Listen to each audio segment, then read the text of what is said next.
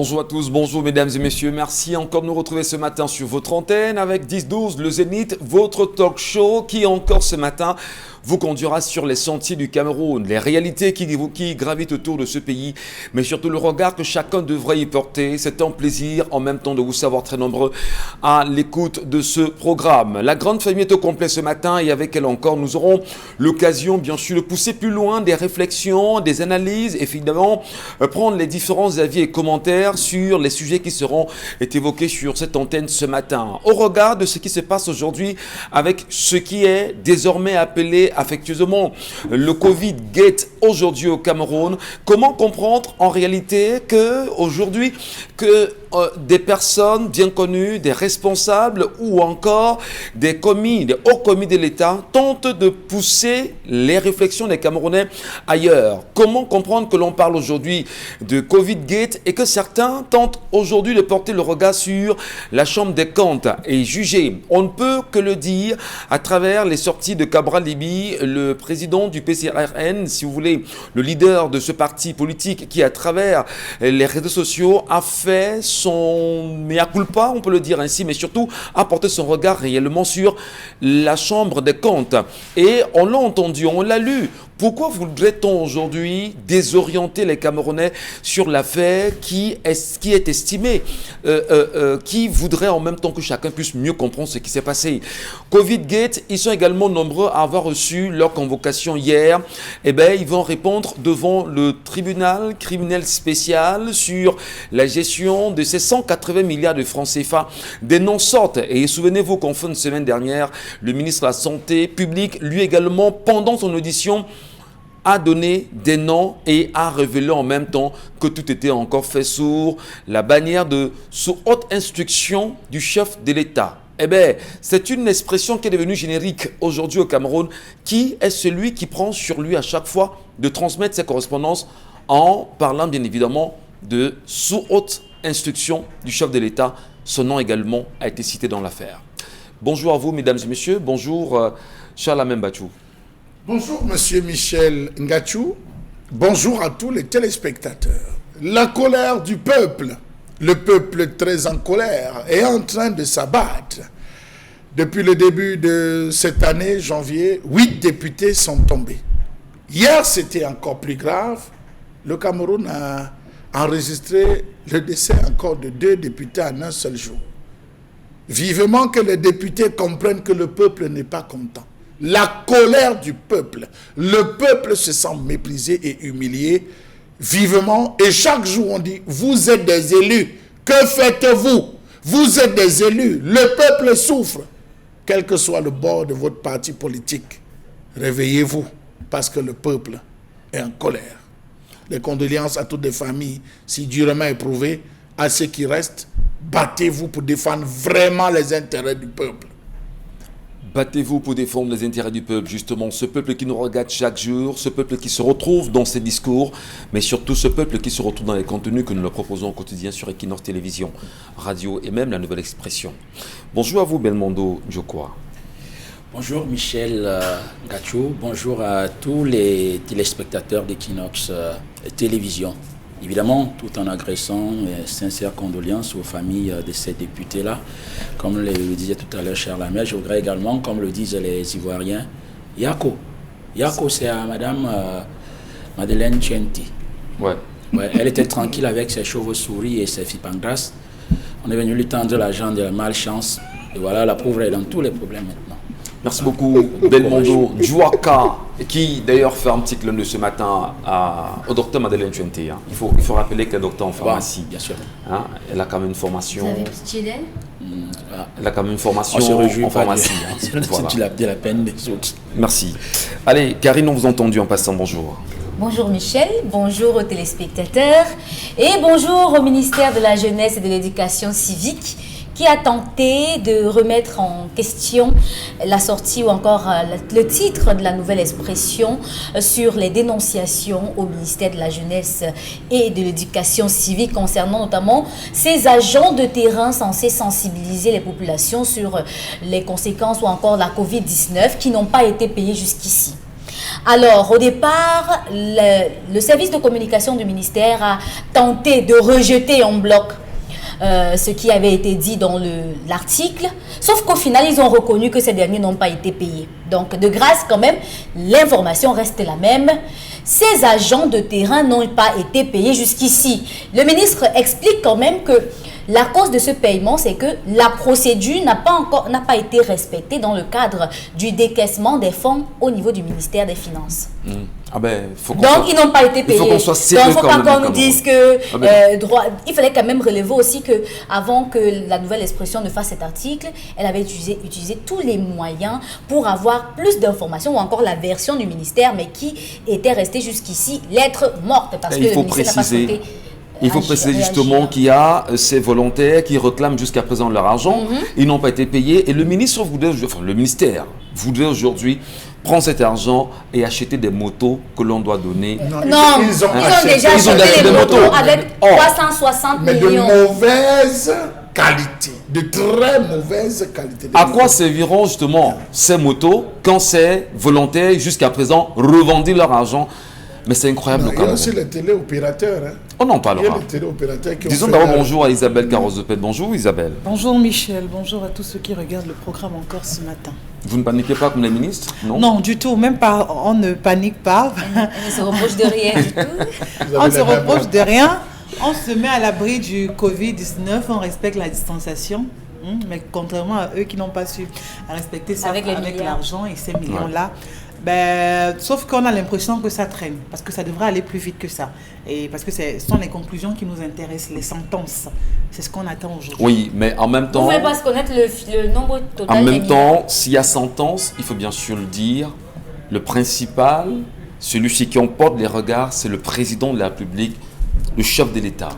Parce qu'en réalité, il faut qu'on le dise, s'il a mené son bateau convenablement, et qu'on en soit où nous en sommes, si réellement il est celui qui a été élu à 71%, regardons justement ce qu'il nous propose. Moi, je crois que on n'est qu'à 2 ans de sa nouvelle par mandature. La suite, il devrait même parler de remaniement. On ne peut pas avoir une équipe qui soit aussi souillée pour des détails, parce que moi, ce sont des détails.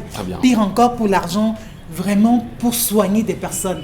Donc, vraiment, avant d'avoir des personnes comme ça derrière soi, je crois que c'est l'occasion pour lui de comprendre encore et encore les plaintes que les populations ne cessent de fuser à l'endroit de ce gouvernement. Très bien. Merci à vous, madame, messieurs. N'oubliez pas en même temps les plateformes, notamment Facebook, sur la page Equinox TV. Laissez-nous vos commentaires, vos réactions aux nombreux sujets évoqués ici. Vous avez également le numéro qui tout à l'heure s'affichera au bas de l'écran. Envoyez-nous vos commentaires, réactions. Karine Sontsa, l'histoire de ce matin. L'histoire de ce matin, c'est l'histoire de Daniel qui nous dit qu'il a fait une découverte vraiment étonnante et surprenante sur la femme avec laquelle il partage sa vie depuis 6 ans. Et il nous dit qu'ils sont mariés, ils ont des enfants, mais que le problème aujourd'hui, c'est qu'ils n'arrivent pas à comprendre ce qui s'est passé et comment il en est arrivé là sans avoir cette information. C'est quoi son problème? Il se passe que le papa ou encore son beau-père a fait appel à lui il y a quelque temps pour lui donner une nouvelle. Et la nouvelle, c'est que, en fait, mon fils, est-ce que tu sais que ta femme, elle a une autre famille? En fait, elle a une famille, une vraie famille. Elle a sa maman et elle a son papa, qui ne sont pas nous. Le problème, c'est que nous, on l'a juste élevée, on l'a encadrée, elle est devenue notre fille, on l'a adoptée. Mais elle a sa famille. Daniel, tout étonné, quand il arrive à la maison, il décide de ne pas en parler directement avec sa famille. Il observe, il essaye de taquiner de temps en temps avec quelques sujets concernant les enfants. Parfois, il dit que on peut même faire comme ça que les enfants, si là, peuvent ne pas être les miens. Est-ce qu'on peut faire le test ADN? Il voit sa femme rigole un peu. Demain, il vient avec un autre sujet et tout. Elle ne réagit pas. Quand il teste même avec les affaires des parents non reconnus, il voit qu'elle ne réagit pas. Un jour, il a décidé de percer l'abcès. Il dit à sa femme que, chérie, il y a un membre de ta famille qui m'a expliqué que, en fait, tu as une autre famille. Est-ce que c'est vrai? Je dois croire en ça ou pas? Elle dit que, qui t'a expliqué des choses comme ça? Ça vient d'abord d'où? Lui, il est dépassé. Il n'arrive pas à comprendre pourquoi, lorsqu'il soulève le sujet, elle réagit de cette manière. Et puis, il dit non, en fait, on m'a expliqué que tu as une maman et un autre papa. Moi, j'aimerais savoir. Elle dit non, c'est faux. La personne qui t'a dit ça t'a menti. Il est passé dessus. Il attend quelques temps après, il se dit que peut-être elle va venir lui dire qu'en fait, chérie, il s'agit de ça. Elle ne revient pas. Maintenant, il dit que ok, aujourd'hui, on va en parler. Je veux connaître tes vrais parents. Elle dit que c'est faux. Mes parents, c'est tel. Ce sont eux que tu as rencontrés lorsque tu es venu doter. Tu m'as doté chez qui? Tu connais qui? À qui est-ce que je t'ai présenté? Pourquoi tu viens aujourd'hui me parler de parents et tout? Lui, alors, il décide de se fâcher. Il se fâche parce qu'il se dit que peut-être en criant, en parlant un peu plus fort, elle va réagir et puis elle va exploser. Quand il réagit alors comme ça, elle lui dit « Oui, c'est vrai, mais je ne veux rien savoir d'eux. Je ne veux rien savoir de qui ils sont. Je ne veux rien savoir d'où ils vivent. » Après ton insistance. Après insistance. Ouais. Je ne veux rien savoir de ce qu'ils font. Je ne veux pas avoir de nouvelles sur eux. Donc, aujourd'hui, quand même, il est coincé. Il ne sait pas ce qu'il va faire. Il y a un ensemble de questions qu'il nous pose. Il ne sait pas si c'est la honte que sa femme ressent par rapport à sa famille. Il ne sait pas si elle a été répudiée dans cette famille-là. Il ne sait pas si elle a des amis et à qui elle ne voudrait pas, avec qui elle n'aimerait pas partager ce genre de vérité, ou alors il ne sait pas comment est-ce que il va annoncer cela à sa propre famille, à lui, qu'en fait ils sont partis doter la femme chez la mauvaise personne. Wow, c'est rocambolesque quand même ce matin. Je ne sais pas si ceux qui nous regardent en même temps ont déjà vécu une pareille situation, une pareille histoire. Que vous, monsieur, que vous ayez pris la peine d'aller épouser votre femme et que le mariage traditionnel se fasse en l'absence des géniteurs de cette dernière. Et que ce soit finalement ceux qu'elle considère comme ses parents, qu'elle présente, et que ce soit ces derniers en même temps qui prennent cette dot-là. Alors, la question ce matin, c'est de savoir pourquoi régner sa famille en réalité, si jamais cette fille régnait sa famille. Et plus loin quand même, on est en droit de se poser des questions. Isabelle Carole, Belmondo Njouaka, Karine Sonse Charlamel. Qui a osé prendre la dot sans pour autant être le géniteur principal ou encore même le responsable de la famille de cette fille? Alors, je voudrais que chacun me donne son avis. Comment vous comprenez déjà cette histoire-là? Est-ce que cette fille, Isabelle Carole, serait en train de régner sa famille, ne pas en parler à son homme avec qui elle partage quand même sa vie? Dans tous les cas, je crois qu'il y a un non-dit. Je crois qu'il y a un épisode qui a échappé à ce monsieur. Ouais. Quoi qu'on dise, il y a un épisode qui justement l'a échappé. Il y a des choses que cette dame n'a pas été suffisamment claire, n'a pas peut-être voulu exprimer, n'a pas voulu partager avec lui. Je ne sais pas si elle avait peut-être peur de ce que son mariage devrait prendre un coup, mais je crois que c'est quand même assez choquant, révoltant et même inquiétant. Parce que ce qui anime le mari, là maintenant, c'est un sentiment d'inquiétude. Parce qu'il veut bien savoir, comprendre ce qui se passe. Pourquoi sa femme l'a orienté dans une autre famille et non pas chez ses géniteurs. Parce que vraiment, toute personne voudrait bien évidemment pouvoir aller prendre votre main chez vos parents. Mais je ne condamne pas a priori cette femme, parce que je ne sais pas ce qu'il y a derrière, ce qui se cache en dessous. Parce qu'en fait, c'est pas elle qui raconte l'histoire, peut-être on l'aurait peut-être mieux cuisiné. Voilà, peut-être que la personne qui a raconté l'histoire à son mari n'a pas peut-être voulu tout évoquer, ou alors ne connaît pas tous les tenants et les aboutissants. Ouais. Mais je dis, il y a quelque chose qui ne va pas. Et allez donc savoir, est-ce que cette fille, est-ce que ses parents vivent encore? Est-ce qu'ils sont suffisamment en harmonie? Est-ce qu'il n'y a pas eu des conflits? Parce que ça existe que les parents vivent encore.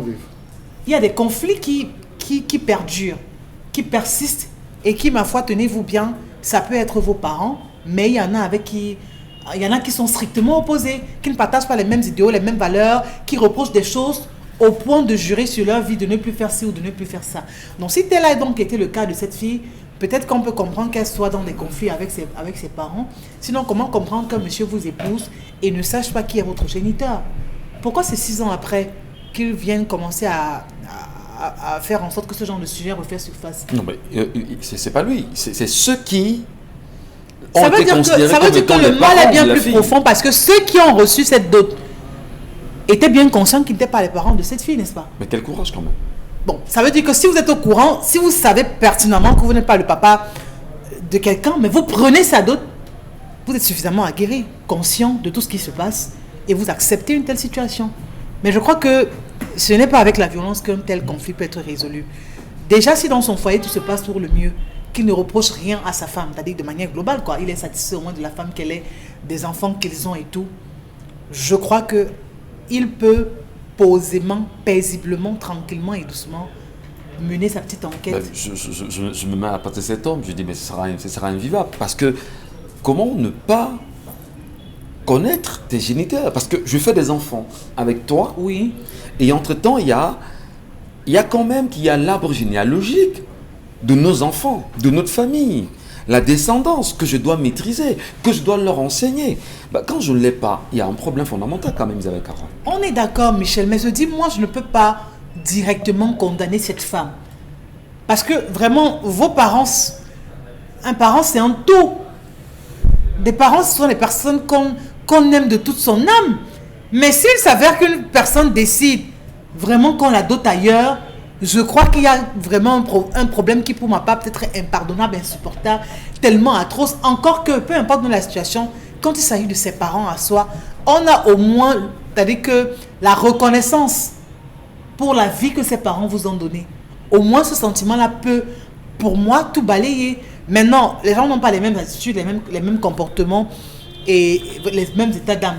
Allez donc savoir les raisons pour lesquelles. Ça, je dis, cet homme n'a pas vraiment à s'agiter, il n'a pas vraiment à tempêter et tout. On peut comprendre son comportement ou un peu le fait mais qui ne s'enflamme pas, qui n'en fasse pas tout un drame. Elle doit ne pas s'enflammer quand même. Mais qu'est-ce qui empêche cette dame de lui dire exactement c'est maintenant, où il y a problème? C'est ce qu'il doit donc savoir. Et c'est pas avec la brutalité. Lui, engager quand même une relation, cheminer avec ce dernier, ne pas lui dire des vérités, alors que vous avez des parents. 6 ans quand même. On a le droit de se demander qu'est-ce qui se passe dans sa tête quand Michel, même. Il y a des sujets tellement tabous que des gens préfèrent les enterrer dans leur cœur et dire ne pas partager de peur d'offusquer mon partenaire, de peur de l'agresser psychologiquement, de peur de l'effrayer. Il y a des parents qui ont violé leur fille et que des mamans ont cautionné. L'enfant plus tard qui se lève et qui se rebelle, qui n'arrive pas à pardonner ça à ses parents. Vous n'allez pas me dire qu'un tel sujet aussi souillé, qu'elle le partage avec son homme, il va falloir du temps pour qu'elle arrive à de tels sujets. 6 ans. Non, pour moi, il va falloir du temps. Il va falloir du temps pour qu'elle le partage avec cet homme. Il faut 12 ans. Donc, à mon avis, c'est pour ça que je dis qu'il ne se mette pas dans cet état, qu'il cherche plutôt à comprendre. Parce qu'on ne parle pas d'un amant ou d'une relation extra-conjugale que cette femme a eue. On parle de ses parents à elle. Donc, si elle choisit de les régner, allez savoir pourquoi. Ben Mondonjo, quoi. Je veux bien comprendre. Qu'est-ce qui peut justifier aujourd'hui, qu'importe la situation familiale profonde, qu'une femme choisisse de régner ses parents, malgré l'insistance de son mari quand même, qu'elle ne lui dise pas des vérités? Eh bien, comment vous analysez, je vais dire, le spectre d'une telle histoire aujourd'hui? Michel, allons d'abord savoir pourquoi le faux beau-père lui décide aujourd'hui d'en parler. Ouais. Pourquoi? Il est assez aguerri et il a une conscience. Il sait que ce qui se passe là, c'est pas normal. Et il dit, je ne vais pas mourir avec ça. Je vais rendre compte aux ancêtres. Moi, j'ai consommé quelque chose dont je ne devrais pas. Donc, il décide de se libérer, de nettoyer sa conscience et de dire toute la vérité avant de partir. La vérité, non, c'est une façon de dire. Est-ce qu'il dit cette vérité en moitié ou il a dit... Oui, il met la femme devant ses responsabilités. Il met l'homme devant ses responsabilités en disant que toi-même va chercher. Ok. Il y a un certain nombre de choses quand on vous dit, vous comprenez pourquoi, si vous êtes assez mûr, vous allez comprendre. Alors, c'est très grave même. Le mariage est aussi basé sur la confiance. Quoi que vos parents vous aient fait, vous ne pouvez pas vouloir épouser un homme. Vous cachez vos parents, vos véritables parents. S'ils sont des sorciers, dites que je suis parti de chez moi parce que mes parents étaient des sorciers, c'était des vampires. On a travaillé sur nous, on a dit plus de contact. Il y a des temps où on dit on coupe le lien des sangs et tout ça. Charles Lamel en sait mieux, peut-être il en parlera. Mais au moins, il faut dire la vérité. C'est très grave même. Quand déjà, celui que tu m'as présenté comme ton père n'est pas ton père. Peut-être même celui que tu as présenté comme ton frère, peut-être c'est pas ton frère, peut-être la soeur, ça crée tout un... Au-delà justement de votre explication, comment peut-on être celui qu'on considère le faux beau-père? Comment peut-on prendre le courage quand même sur soi de prendre une dot qui ne nous appartient pas, de le consommer? Peut-il rembourser pour véritablement nettoyer sa conscience, comme vous le dites très bien, Belmondo Ndjouaka? Non. Je pense que à ces niveaux-là, je pense que quand il en parle déjà, c'est pour qu'on repart. C'est pour trouver les chemins justement, pour qu'on répare la chose dès son vivant encore. Ouais. S'il y a possibilité de réparation. J'ai dit que Charles Hamel, qui est un pur traditionnaliste dans tout, nous en dira un peu plus dans ce domaine-là, s'il peut rembourser. Moi, je vais simplement dire ceci. La femme en question, Isabelle Carole parle, peut-être que la fille a été violée et tout le reste, mais ça ne vous empêche pas de dire la vérité à votre mari. Il faut dire la vérité à son mari. Il y a des vérités qui demandent qu'on prenne du temps. Ça fait 6 ans. Ça fait 6 ans. Vous vivez avec un homme. Elle estime que ce n'est pas suffisant. Vous vivez avec un homme. Nous sommes des Bantous après tout. Ouais. Ok. Et Dieu sait que chez nous, les Bantous,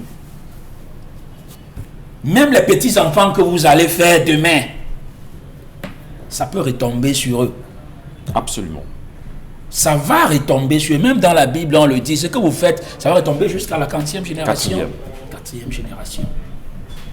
Maintenant, il y a aussi des filles qui sont... Elle a parlé peut-être de sorcellerie, mais je vais toucher un autre volet. Il y a des filles qui sont peut-être complexées aussi.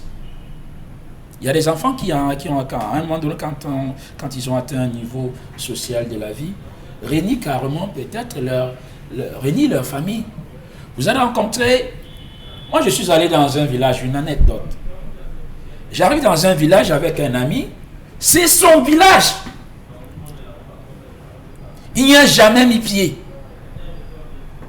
Mais c'était à l'occasion d'une cérémonie, mais il y a des frères qui le connaissent, qui le saluent en patois, comme on dit. Lui il répond en français. Mais vous avez des gens qui régnent carrément leur famille parce qu'ils ont honte. À partir de son rang social, il dit que, mais attends, le monsieur que vous voyez avec le pouce là, c'est mon frère.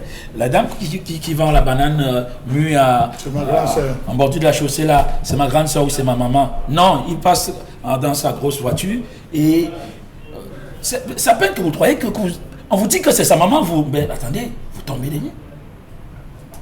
Donc moi je dis qu'il y a aussi ce complexe-là. Il y a donc ces deux paramètres que vous évoquez. Peut-être la fille, la fille est complexée, elle peut être complexée justement par ses origines ou même par ce qu'elle est. Elle ne s'assume pas en réalité.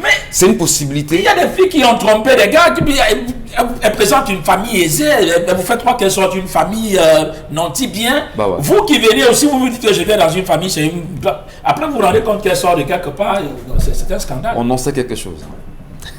Vous?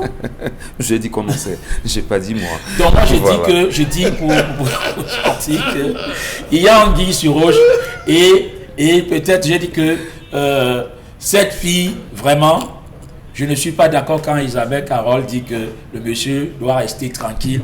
Vous savez, vous vivez... Comment vivre avec une Vous vivez avec une femme qui vous a déjà menti, vous a présenté de faux parents.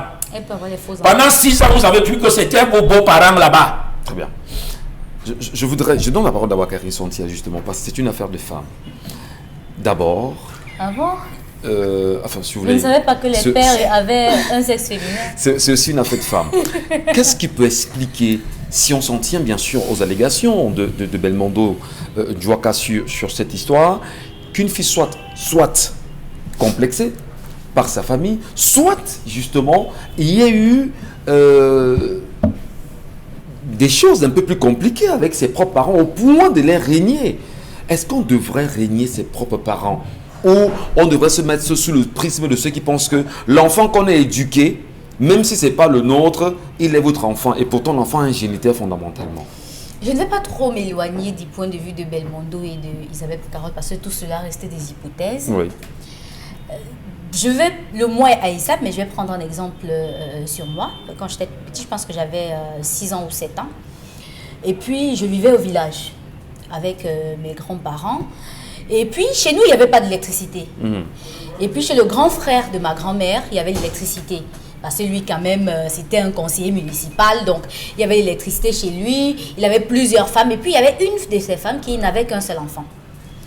Et chez nous, chez grand-mère, il y avait beaucoup d'enfants. Il y avait les adultes et tout. Alors, j'ai fugué. D'accord. Je suis quittée de chez grand-mère pour aller m'installer chez mon autre grand-père, chez son autre femme qui avait, sa dernière femme qui avait un enfant. Et j'étais choyée, j'étais dorlotée, j'étais tout.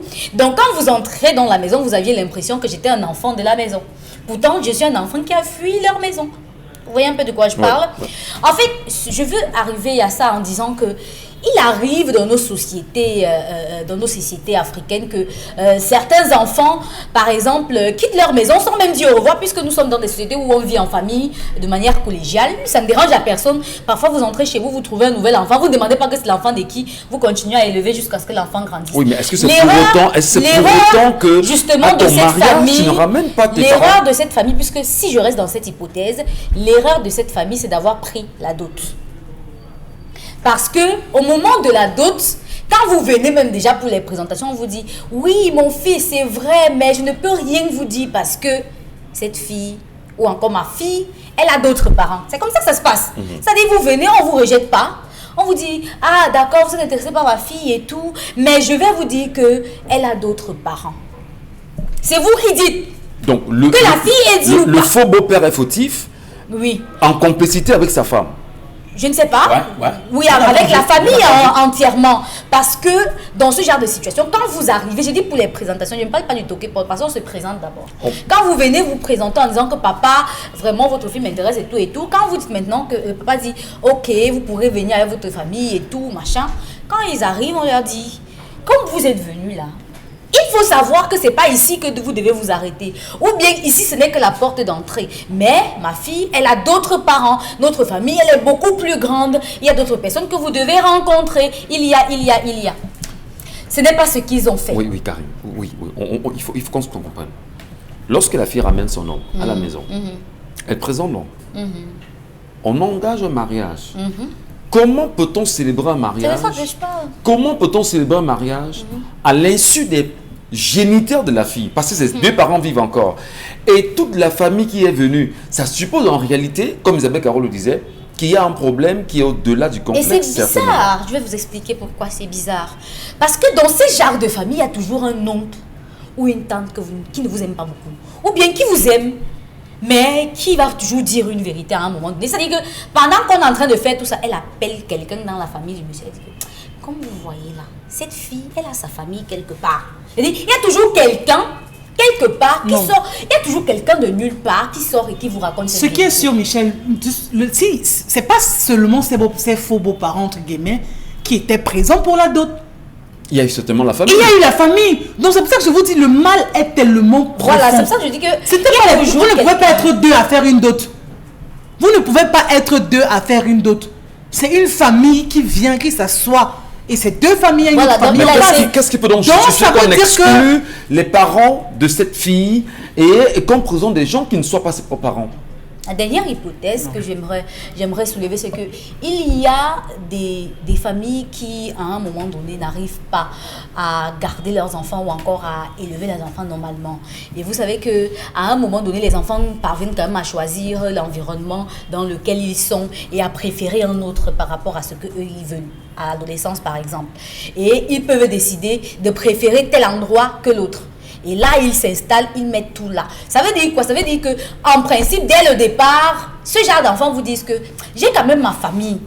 Même si je te demande d'abord, je te demanderai de rencontrer d'abord telle personne, mais j'ai quand même ma famille. Quand tu vas arriver, mes parents vont te dire qu'il y a telle chose. Donc, je me dis que c'est un mensonge bien cuisiné entre la fille et sa famille, pour ne pas divulguer l'autre famille, qu'elle soit riche, pauvre ou malsaine et tout. C'est les origines, parce que vous êtes en train de bâtir une famille, vous n'êtes pas en train de c'est pas un château de sable que vous construisez, c'est une famille que vous êtes en train de construire. Donc ça veut dire qu'il faut des bases solides, et les bases solides, c'est d'abord la vérité. Cher Lamel, c'est une histoire quand même rocambolesque ce matin. Et on est très nombreux, nous les hommes qui allons à la rencontre des femmes, avec qui on souhaiterait justement engager des relations. qu'est-ce qu'il faudrait faire fondamentalement pour être sûr que la femme sur qui vous tombez vous présentera ses géniteurs? Parce qu'en réalité, vous avez un devoir de mémoire en ce qui concerne l'encadrement des enfants que vous ferez ensemble, la restitution des valeurs, j'ai envie de dire généalogiques, et même l'histoire de vos aïeux. Est-ce que c'est pas mal barré pour cet homme-là? Monsieur Michel Ngachou, laissez la famille organiser votre mariage. Il est plus facile d'organiser un mariage que de rester en mariage. Il faut que les femmes comprennent ça. Il est plus facile d'organiser un mariage que de rester dans le mariage. Si on avait présenté, l'homme avait présenté sa fille à sa famille et qu'on avait procédé à l'enquête de moralité, l'enquête de moralité viendra demander à la femme que tu es la fille de qui? Ton éloge, c'est qui? Et aller rencontrer ce qu'on dit les beaux-parents. Mais comment tu peux dire que ton éloge, c'est Marc, alors que celle qui porte ta maman, celle que tu nous présentes comme ta maman intelligente, voilà. Il y a du faux. Laissez la famille organiser votre mariage. Organisez votre mariage. Elle pourra détecter justement ces manquements-là. Je vous dis, c'est ça, des enquêtes de moralité, ça, c'est les prémices de toute chose. On va guetter, on va fouiller, on va poser des questions. Une autre tante va reposer les mêmes questions d'une certaine façon pour avoir subtilement la vérité. Un contrôle supérieur. Qui vous dit que cette fille a dit la vérité même à ses propres beaux-parents? Qui vous dit que le beau-père, qui vous dit que celui qu'on appelle faux beau-père, lui-même n'a pas découvert la vérité entre-temps? Jamais, c'est impossible. Question. C'est des questions. Vous avez passé le temps à expliquer. Permettez. Non. Allez-y, Chalamel. Qu'est-ce qui vous dit qu'il a mangé l'argent de la dot? On ne mange pas ce genre d'argent. On peut fixer mon pause.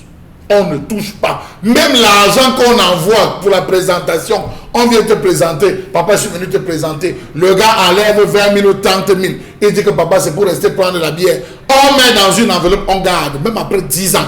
Le jour qu'il veut gueuler, on le rappelle, on dit que voici ton argent. On ne jette pas cet argent et on ne l'utilise pas. Je parle, les mamans nous regardent au quartier. Cet argent, on ne le dépense pas. Cet argent, on le pose. C'est au jour où on a concrétisé par l'alliance qu'on dit, bon, on est arrivé au processus parce que la dot, à tout moment, peut s'arrêter avant qu'on ait donné.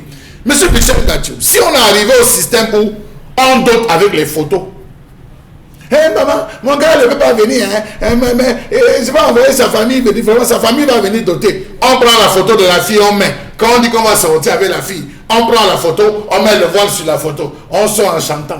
Vous regardez quelle connerie dans laquelle nous sommes descendus. Le dot avec photo, mais dites pas que vous ne pouvez pas. Bien sûr. Mon gars ne peut pas venir, on met la photo sur, on met le drap sur la photo. On dit ping-pong. On fait l'enregistrement vidéo. Et pendant ça, elle est sur WhatsApp, elle regarde que vraiment, le mariage était bien. Quelle connerie, monsieur Michel Ngachou. Vous avez des gars qui vont doter des femmes, ils présentent à ces femmes leurs amis en disant que ce sont ses frères. Il vient avec ses potes, comme ses potos. Il dit, voici mon grand frère, je parle comme eux, voici mon grand frère, voilà mon cousin, voilà ceci. Ils arrivent, on donne la fille, le beau-père croit que voici les membres de la famille, alors que c'est des amis. Alors, donc, le problème se situe au niveau de l'enquête de moralité. Monsieur, je veux démontrer déjà que nous sommes désocialisés. Ouais. Nous vivons dans une... Je ne sais pas, notre société est tordue. Je vais vous dire que... Est-ce que vous savez que dans les églises de réveil, la dot, c'est Dieu qui la prend. Mais le pasteur n'est que le moyen par lequel ça passe. Ma soeur, tu as déjà été abandonné par tes frères. Oublie ta famille. Voici les signes qui accompagneront ceux qui auront cru. Voici ta nouvelle famille. Avec ton homme, il vient payer la dot. C'est à Dieu qu'appartient la dot. On donne dans les églises, monsieur Michel Ngachou. On le regarde.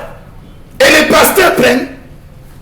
Ça, il faut dire cette vérité. Les pasteurs prennent cet argent en disant que tu es sa fille, je suis le berger, je suis le bon berger, on va donner pour les œuvres de l'église. Donc, voilà un enfant qui s'est retrouvé là. Était-ce la honte?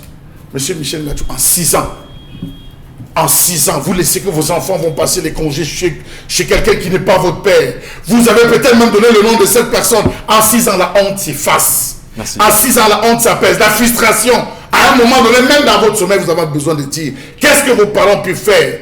Même la Bible dit, honore ton père et ta mère. On n'a pas dit s'ils t'ont offensé ou pas. On n'a pas dit s'ils sont vivants ou s'ils sont morts. honore ton père et ta mère. Et tes jours seront longs sur terre et en même temps. Merci à vous, madame, monsieur, de rester sur Equinox Télévision. C'est 10 de Zénith. Et merci à ceux et celles qui, à l'instant, nous prennent en repérage. Restez sur Equinox. L'histoire du jour, c'est terminé. Dans un instant, la colère.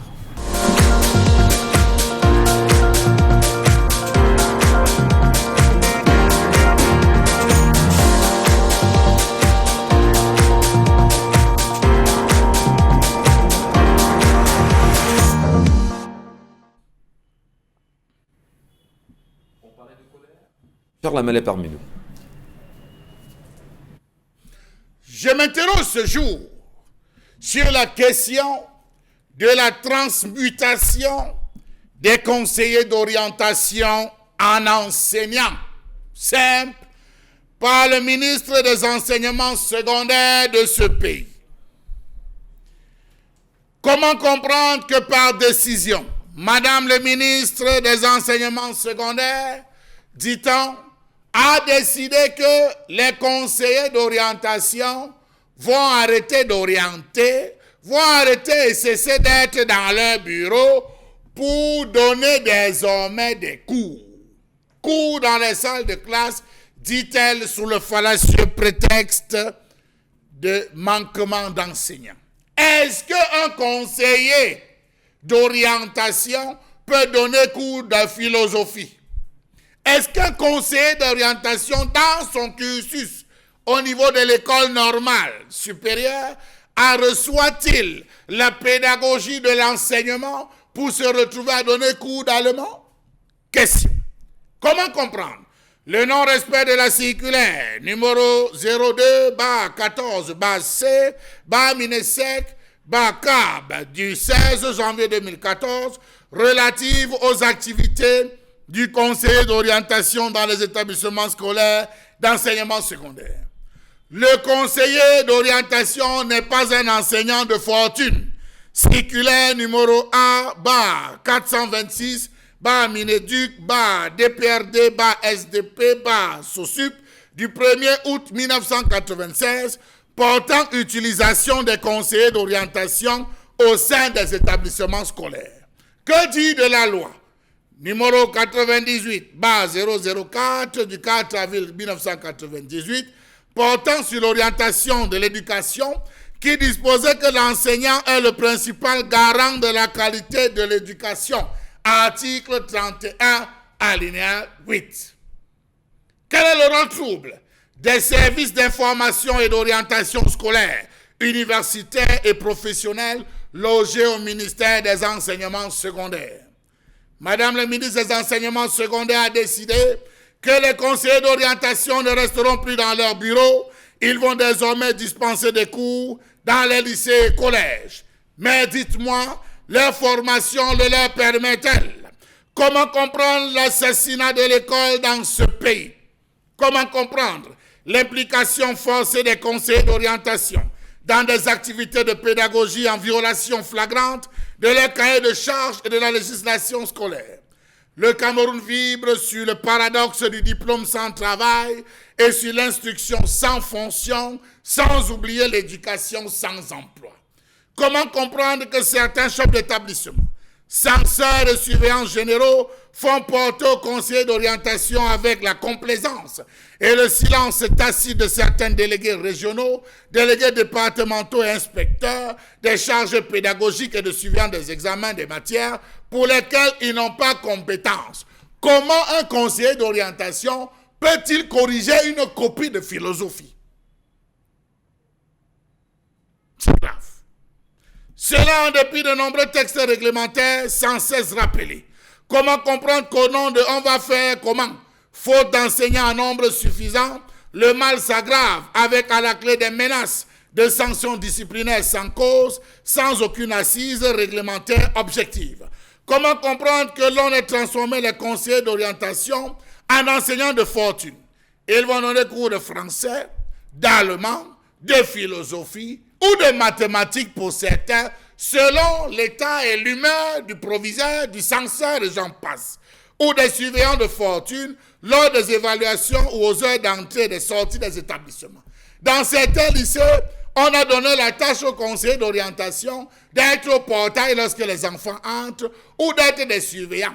Est-ce que c'est le rôle d'un enseignant, d'un conseiller d'orientation? Question.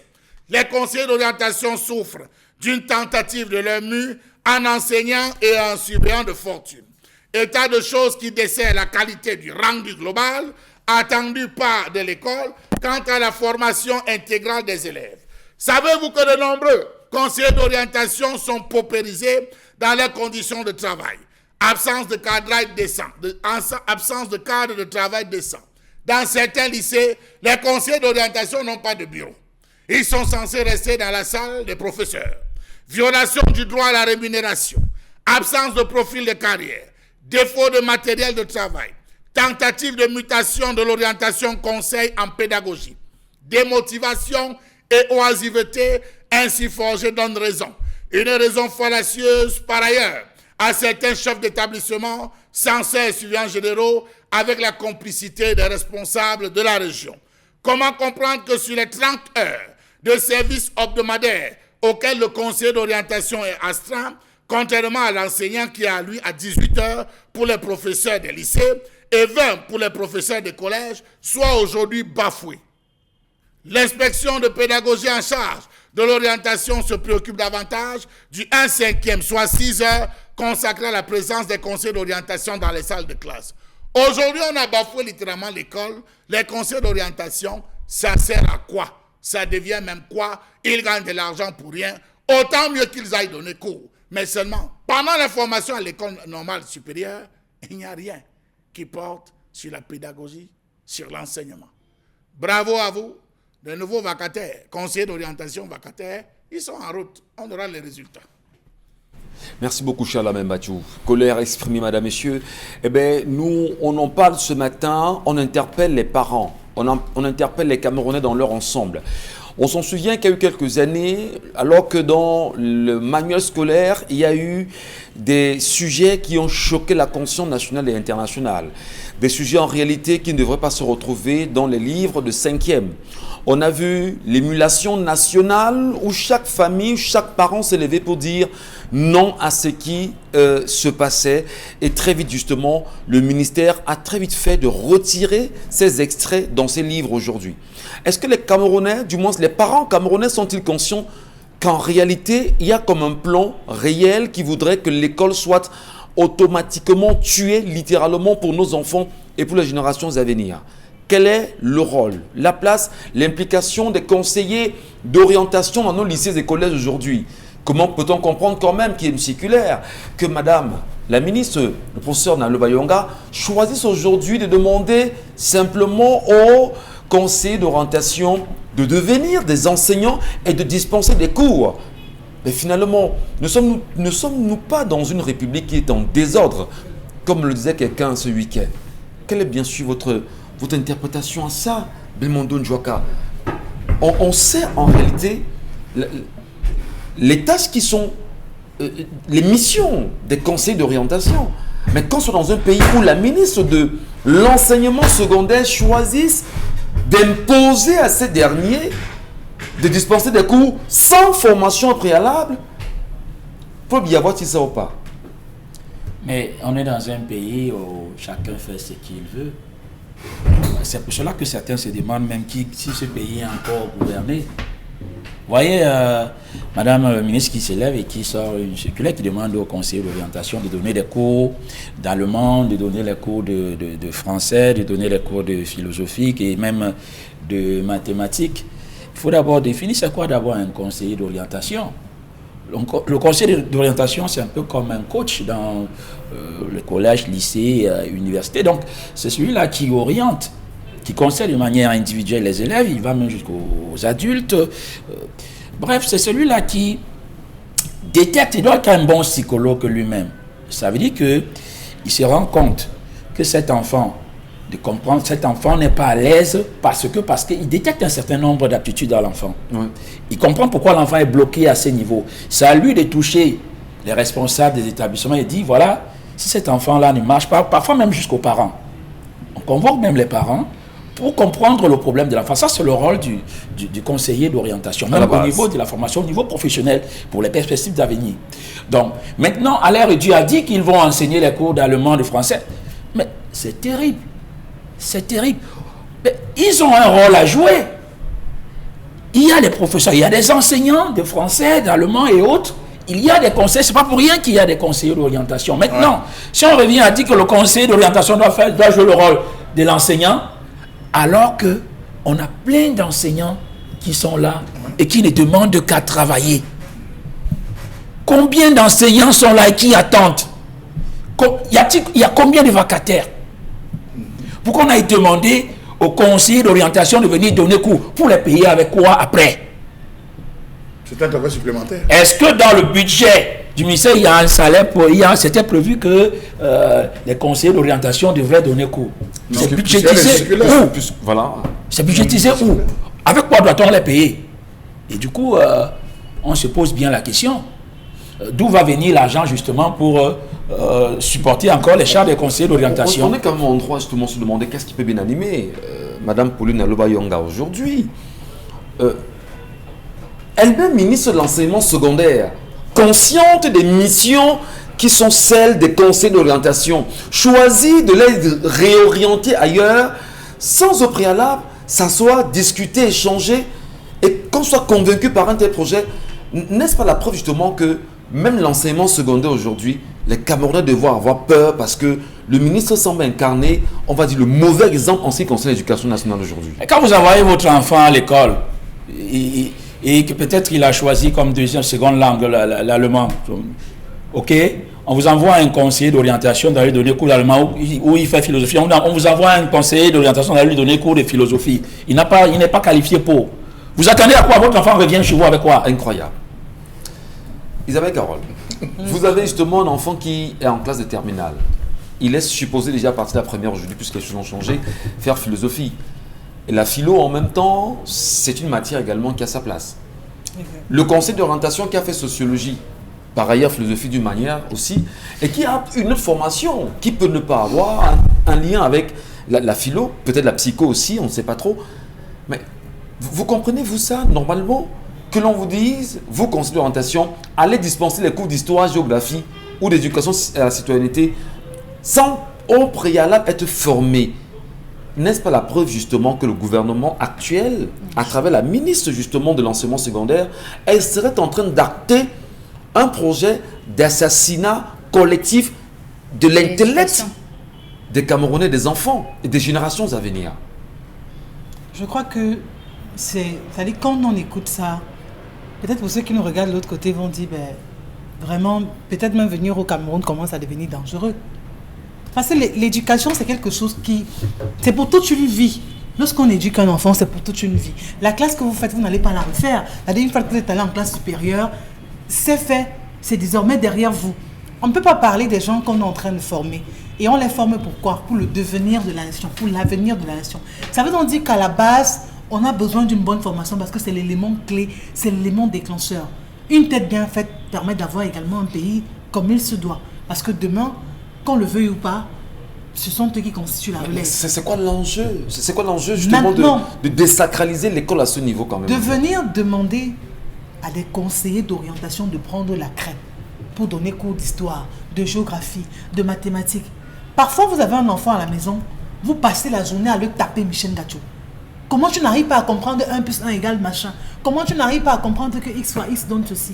Comment tu n'arrives pas à comprendre? Vous passez le temps à taper votre enfant. Oh, la personne qu'il faut taper, c'est son professeur. Parce que oui, il n'a pas le niveau. Il n'enseigne pas à l'enfant comme il se doit. On passe le temps à reprocher à l'enfant qu'il a 2, il a 4, il a 5. Il est mal formé. Vous êtes étonné que l'année qui suit, l'enfant change d'établissement, il va ailleurs. Les notes sont différentes. Vous commencez à dire non, l'enfant a pris conscience et tout. Non, ce n'est pas de ça qu'il est question. L'enfant a eu de mauvais enseignants. Des enseignants qui n'étaient pas qualifiés. Lorsque vous avez des enseignants qui ne sont pas qualifiés, c'est normal que ça se répercute sur les enfants parce qu'il ne pourra pas vraiment assimiler les cours parce qu'un cours n'a pas été bien dispensé. Un problème qui est mieux posé, on l'assimile mieux. Mais s'il est mal posé, on aura du mal à le résoudre parce qu'il a été mal posé au départ.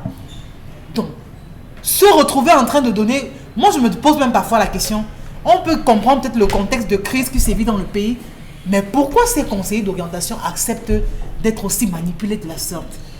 Les conseillers? Madame la ministre, vraiment, est-ce que vous prenez conscience qu'il s'agit de toute une nation que vous êtes en train de bouleverser? Est-ce qu'il n'y a pas un projet réel derrière? Parce que là... Le projet, c'est lequel? Il peut avoir quel projet? On veut bien comprendre. De bouleverser les gens de la sorte. Mais de les retrouver dans des ministères. Le pays ne manque pas d'enseignants. De conseiller dans des ministères en train de faire, par exemple, autre chose.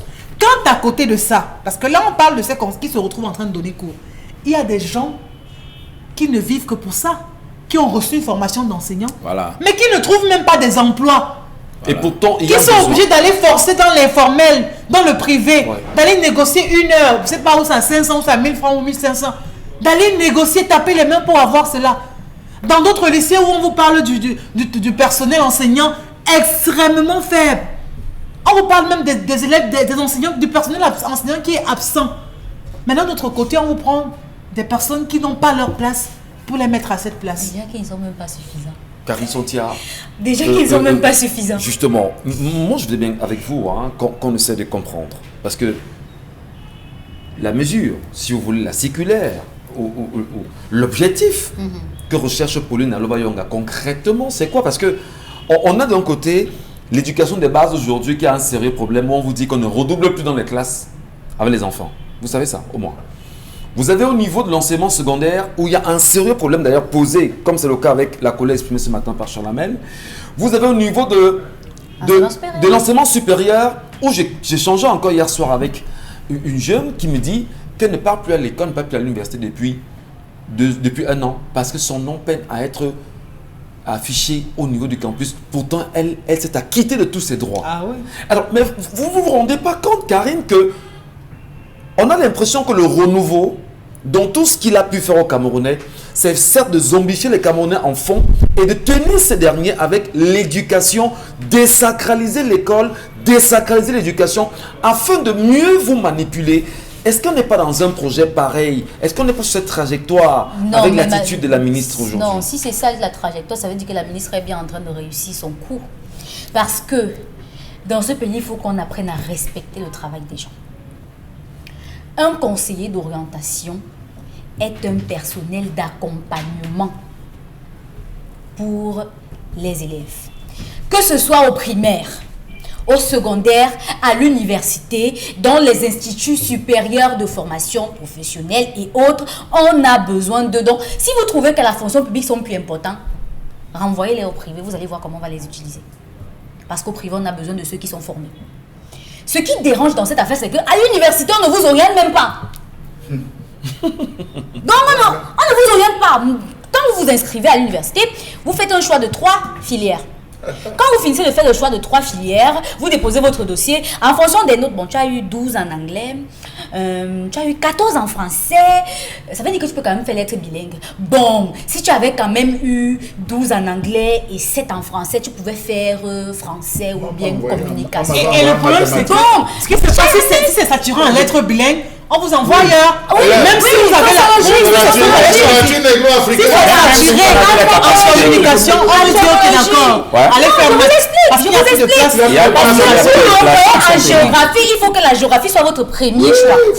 Par contre, si on peut vous avoir en histoire, oui. Et juste parce que vous avez eu l'année là, on a composé en histoire, et puis dans votre dissertation, vous avez eu 16. Karine Sontia, j'avais choisi histoire, archéologie, anthropologie. Mais comme au bac, j'avais une très bonne note en maths, on m'envoie en mathématiques. Voilà. Je fouille, je vais voir mon nom en maths. Je m'assieds, monsieur Michel Gatchou. Je suis sorti avec les atomes, ma tête. J'ai dû batailler 6 mois. J'ai dit, j'ai bataillé 6 mois pour qu'on trouve une place. Cette affaire de l'orientation scolaire est un grave gâchis au Cameroun. C'est pourquoi je conviens quand même avec Joseph Mbonda, qui écrit le livre La fonction du conseiller d'orientation scolaire au Cameroun, un luxe, une sinécure. Un luxe parce que c'est peut-être un mode de vie caractérisé par quand même des grandes dépenses, de l'opulence et autres, mais ça peut être une sinécure dans le cadre où on considère qu'eux ils n'ont rien à faire. Et je pense que c'est parce que Madame la ministre considère que ces derniers n'ont rien à faire qu'elle dit que maintenant vous allez travailler. Ça veut dire que soit Eux, ils forment les gens pour ne rien faire à l'école normale supérieure parce que ces derniers, ils entrent là-bas avec soit une licence en sociologie, en psychologie et maintenant ils entrent avec une licence en droit. Donc pour même entrer là-bas avec une licence en communication, il faut serrer parce qu'on recrute chaque année à l'école normale 20 à 40 pour former. Karine, nous gardons justement, on en reparle, madame, messieurs, et on regardera en même temps les Camerounais en se demandant, sommes-nous conscients de la trajectoire qui est la nôtre? Qu'est-ce que nous voulons pour le Cameroun de demain? Restons sur Equinox.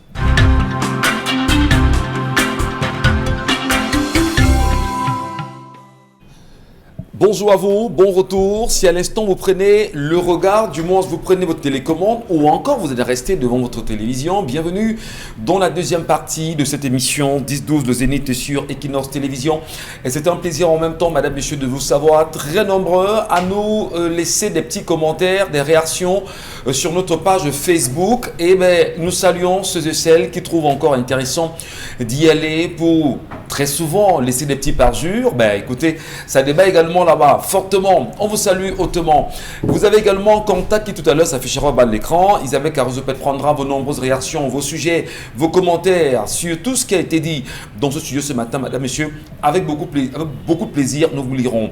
Et pour bien enchaîner dans cette deuxième séquence de l'émission, on va dire salut à tout le peuple sénégalais. Salut à tous les Sénégalais qui nous regardent au moment où nous parlons au Sénégal, au Cameroun, puisqu'ils ont choisi, d'ailleurs le président sénégalais a choisi d'aller rendre visite à la famille de l'ancien président Feu Amadou Ahidjo, dont Germaine est décédée il y a quelques semaines seulement. Et là, c'est tout un président qui choisit justement de le faire. On souhaiterait ce matin à M. Macky Sall, merci pour l'honneur, merci pour l'attitude, merci pour la simplicité, merci pour la marque d'affection à l'endroit bien évidemment de cette famille camerounaise installée, on va dire à Dakar depuis des lustres aujourd'hui. Rappelons toujours que l'ancien président Amadou Ahidjo reste toujours enterré au cimetière de Yoff à Dakar, aux côtés bien sûr de son épouse. À quand le retour de cette dépouille au Cameroun aujourd'hui? Le regard que nous portons également sur le Cameroun voudrait absolument qu'on revienne à Douala, exactement à la mairie de Douala 5e, où les conseillers municipaux de ce côté parlent d'un détournement de deniers publics. Douala 5e. Qui est le maire exactement à Douala 5e? Pourquoi les conseillers municipaux aujourd'hui sortent et portent la voix à travers une correspondance aujourd'hui qui écume les réseaux sociaux? Qu'est-ce qui se passe exactement à Douala 5e?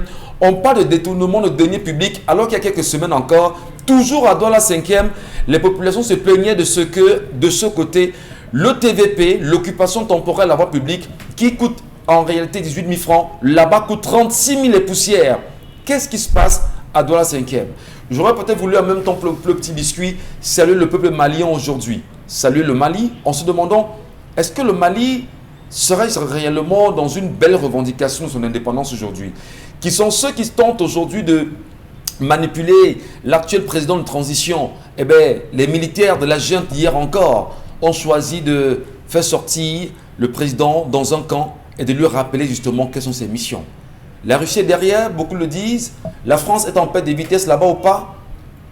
Restons, on va dire, gardons le regard sur l'Afrique aujourd'hui. Merci beaucoup. Le retour au Cameroun voulait bien sûr Charles Abel et Karine Santia qu'on ne passe pas comme ça sans mieux comprendre ce qui se passe avec l'affaire. Concernant, non, pas l'affaire de l'affaire dans l'affaire, mais l'affaire des conseils d'orientation. Karine, je voudrais justement que vous suivez parce que vous semblez mieux comprendre, vous qui êtes quand même passé à l'université. C'est vrai qu'on est au niveau du secondaire. Oui. À l'université, vous avez vous aussi des réalités là-bas que vous avez vécues et vous estimez quand même que, en ce qui concerne le conseil ou les conseils d'orientation au Cameroun, le Cameroun ne comprend rien à ça. Certainement, ou alors on ne donne pas assez de moyens à ces derniers pour travailler. Mais la vérité, c'est que c'est un métier qui devient comme un luxe pour le Cameroun, ou alors qui devient même comme une sinécure, c'est-à-dire un métier où on n'a rien à faire. Si c'est comme ça, ça veut dire que c'est pour cela que la ministre décide qu'eux, ils ne font d'abord rien, donc maintenant ils vont travailler en tant qu'enseignants. Par rapport notamment aux métiers d'orienteur, c'est ça, d'orientation. Conseiller d'orientation, merci. Il faut dire que leur travail en principe commence depuis l'école primaire avec le nursery school, c'est-à-dire qu'à la maternelle déjà, quand un parent décide d'inscrire son enfant dans une section soit anglophone ou francophone, le conseiller d'orientation est censé écouter l'enfant, faire un test psychologique sur l'enfant pour savoir quelles sont ses aptitudes dans les domaines des langues. Est-ce qu'il est plus à l'aise quand on parle telle langue ou telle autre langue, afin de pouvoir l'orienter normalement.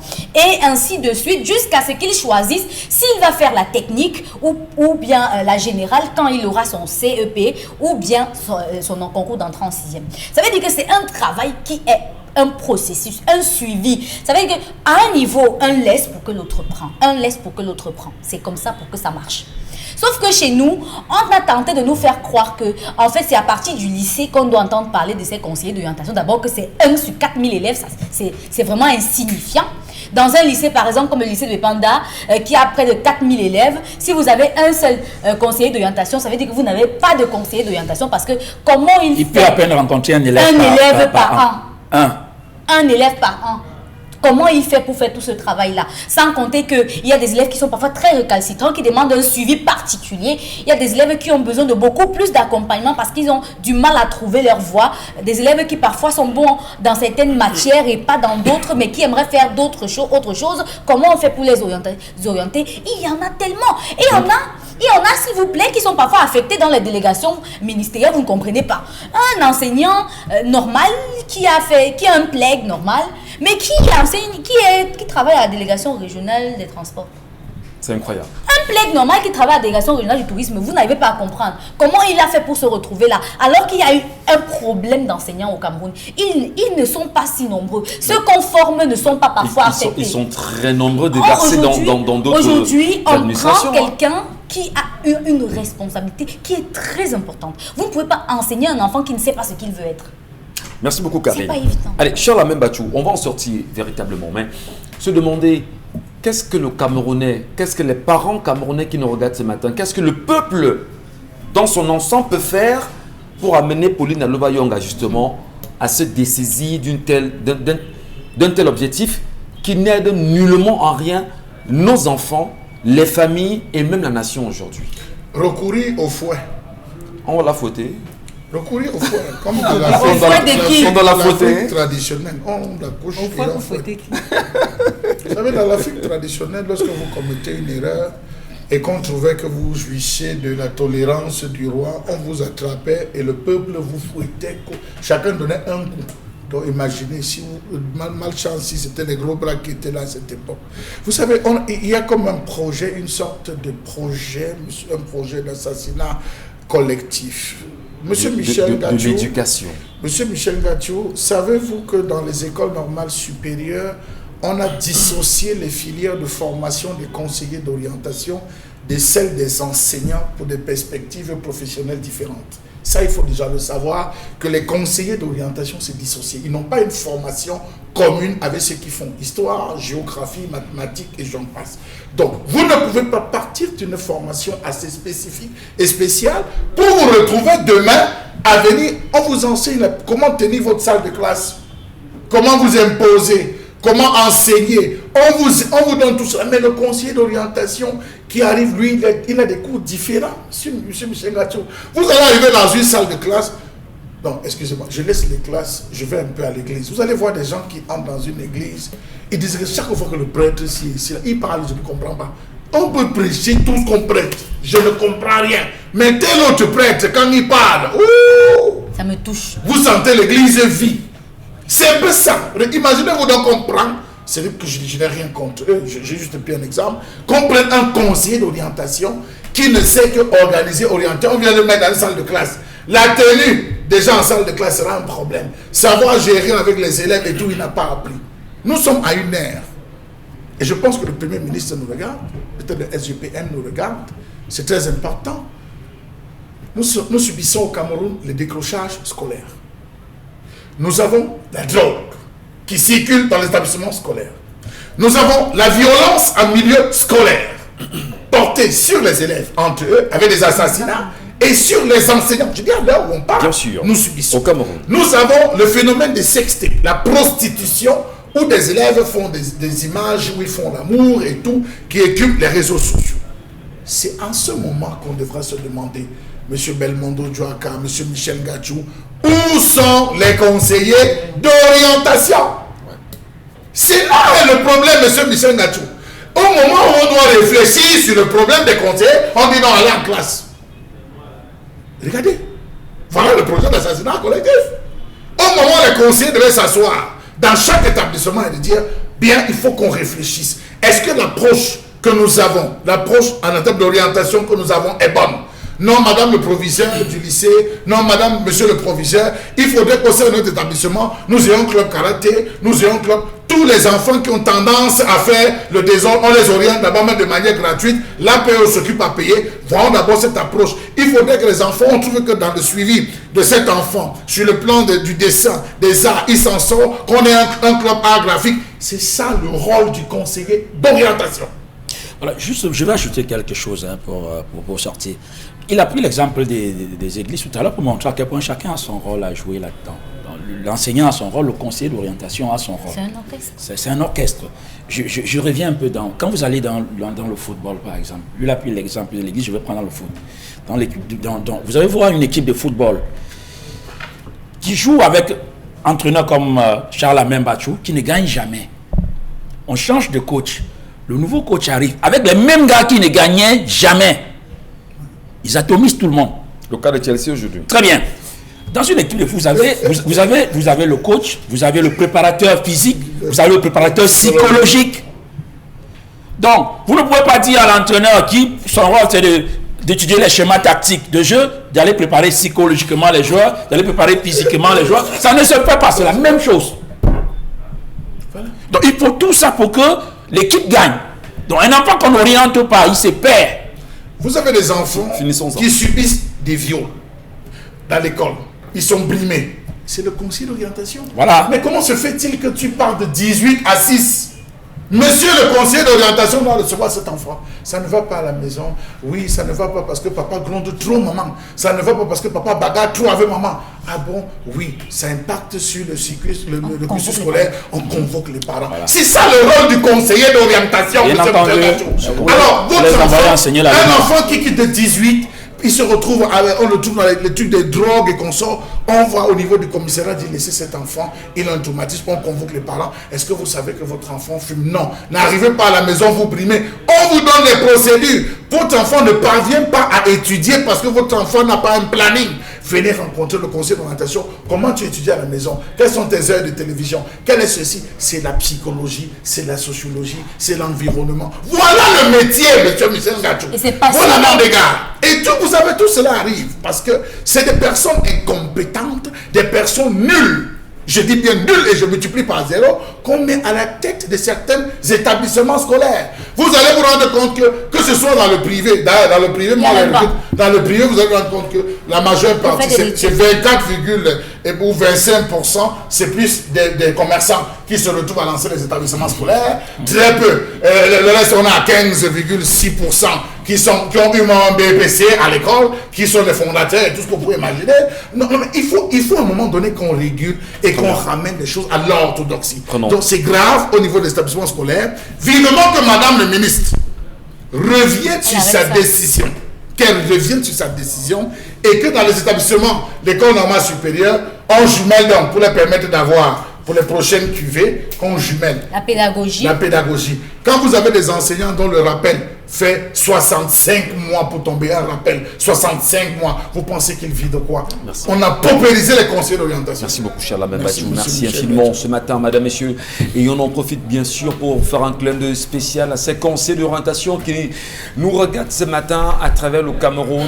Eh bien, que ce soit au niveau du secondaire ou encore au niveau des universités. Merci de poursuivre avec nous justement ce matin. Merci. Allez, les messages d'Isabelle Carozopet. Bonjour à l'équipe du Zénith. Quand vous parlez du travail des conseillers d'orientation, vraiment on se rend compte que notre pays va à gauche. Moi, par exemple, entre les maîtresses de l'école publique et des professeurs du lycée de Médon qui suspendent les noms des autres élèves pour mettre les noms qu'ils veulent pour une somme de 60 000 francs. C'est vraiment surprenant. Martin Simbok depuis Yaoundé qui envoie ce message.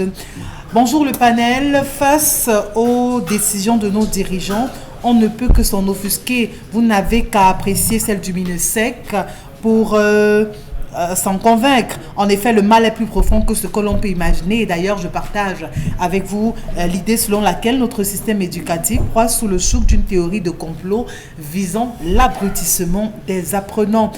Docteur Jacques Tonam qui nous envoie ce message. Alors, on a François de Bonaberry qui nous dit « Non seulement on surcharge les cerveaux des élèves avec plus de 13 matières, mais aussi vouloir les tuer avec la stupide ou brillante idée de prendre des conseillers d'orientation comme des professeurs. C'est scandaleux, mais cela n'est pas étonnant venant du gouvernement camerounais. » Autre message. Par rapport à l'histoire, le monsieur veut en savoir plus, qu'il aille voir le beau-père pour qu'il puisse savoir la fin de cette histoire, puisque c'est le beau-père qui a mis à jour cette histoire. Merci à vous, Stéphane, depuis Maquepé. Le vrai beau-père ou le faux beau-père? Le vrai beau-père. Non, le faux beau-père, en fait. Il m'a allé le voir. Non, le faux beau-père ne parlera pas. Le faux beau-père n'attendra qu'au moment où il faudra restituer la dot. Est-ce qu'il a encore? Non, on ne mange pas ça, monsieur Michel Ngatou. On peut se poser des questions. J'ai à ma possession l'argent de toute première dot depuis que j'ai pris mes fonctions, monsieur Michel Ngatou. C'est là. Le jour que mon beau-fils là me gueule, je n'ai pas sorti son enveloppe avec même bien. Le débat n'est pas non, c'est pour vous dire que on ne mange pas l'argent de la dot là comme ça, monsieur Michel Ngatou. Il y a des agents qui bloquent. C'est vrai. On poursuit avec les messages d'Isabelle Carros. Bonjour à vous, le Zénith. Moi aussi, je voudrais m'interroger par rapport justement à ces conseillers d'orientation. Moi, durant tout mon parcours scolaire, j'ai vu une seule fois un conseiller d'orientation entrer dans une classe. Entrer dans la classe? Non, on a oui. fait tout le secondaire. Soit on annule le jour de l'orientation scolaire. Non, moi j'ai fait tout le secondaire. Je n'ai jamais vu un conseiller d'orientation. Il y a des bureaux. Et l'unique fois où j'ai eu la chance justement de rencontrer un conseiller d'orientation, j'étais malade, je me rendais à l'infirmerie et je me suis rendu compte que l'infirmerie, le bureau, là c'est le lycée de Tinga. Hein, parce que vous savez que le lycée de Tinga. Il y a le même bureau. Le lycée de Tinga, j'explique bien. Au lycée de Tinga, il y a un mélange entre l'école publique de Tinga et le lycée de Tinga dans le même bâtiment. Pas le même bâtiment, dans le même enceinte. Vous allez vous entrer d'abord. C'est comme le lycée des Quand vous entrez au lycée de Tinga, justement, allez, regardez pas si ça a changé aujourd'hui. Tout au fond là-bas, il y avait l'infirmerie là-bas à l'époque. Et à côté, justement, il y avait le bureau du conseiller, enfin d'une dame qui était conseillère d'orientation, qui nous a dit bonjour gentiment. C'était toujours ouvert. Vous avez quel problème? Vous êtes malade? Allez. C'est le proviseur qui doit prendre. Voici comment ça se passe la procédure. C'est le proviseur qui prend le conseiller d'orientation, commence par les classes de 6e, en disant si vous avez un problème, vous voulez causer, vous voulez faire quoi? Rapprochez-vous de madame telle. Voilà. C'est votre conseiller, elle sera là, elle n'est pas là pour vous menacer. Même si vous avez un problème avec un enseignant qui vous dérange, qui vous harcèle, rapprochez-vous d'elle, elle saura comment allier avec. C'est important, les professeurs ne le font pas. Je termine le message qui disait soit on annule ce département, soit on les laisse enseigner, car comme vous le dites dans les collèges, ce sont les étudiants et jeunes sans emploi qui dispensent les cours et nous voyons des bons résultats. Or, ils ne sont pourtant pas tous passés par ces écoles de l'État. Olivier Mbia qui envoie ce message. Bonjour la grande famille, le système éducatif actuel vise la zombification et l'imbécilisation du peuple. Comment comprendre que l'effort de réflexion est quasi nul chez les apprenants? En effet, en philosophie par exemple, un guide de réflexion décrivant l'évolution du traitement des sujets donnés à l'élève pour le guide. Les sujets du type la conscience n'est plus d'actualité. Autre message, dans notre pays, l'enseignement joue sur l'échec de l'enfant. Bon vent au Zénith concernant le thème du jour. La gourmandise des hiérarchies a vidé les salles de classe pour les responsabilités précoces. C'est Kamta de Baganté qui nous envoie ce message. Merci beaucoup, M. Kamta ou Madame de Baganté. Et vous vous rendez compte qu'il racle la gauche déjà? C'est comme si la mine n'est pas non. Ça va, Consti? Bien entendu. Il y avait un chat dans la gorge? Non, il n'y a pas de souci. Il faut bien sûr se préparer. Question d'offrir la meilleure des communications à nos nombreux téléspectateurs ce matin. Ça va bien? Ben, ça va très bien. Voilà. Et là, on se rend compte que vous avez un carreau que vous nous présentez ce matin, d'ailleurs sorti des magasins Sorepco. Ça, tu as tout dit. Tu as tout dit. C'est un carreau de qualité dans les magasins Sorepco. C'est en ce moment au Cameroun et en Afrique le seul magasin qui vous permet d'avoir des carreaux de très bonne qualité, des carreaux d'origine, des carreaux qui n'ont pas de problème de nettoyage, parce que les carreaux des magasins Sorepco sont non seulement de très bonne qualité, mais également des carreaux vendus à des prix vraiment les plus bas. Et quand on parle bien sûr de prix, en ce moment, dans tous les magasins Sorepco, c'est la grande promotion. Dans tous les magasins Sorepco, c'est des cadeaux énormes. Et je rappelle que la promotion sur les carreaux s'achève le 31 mai 2021. Donc vous avez encore une semaine pour acheter les carreaux à des prix vraiment dérisoires.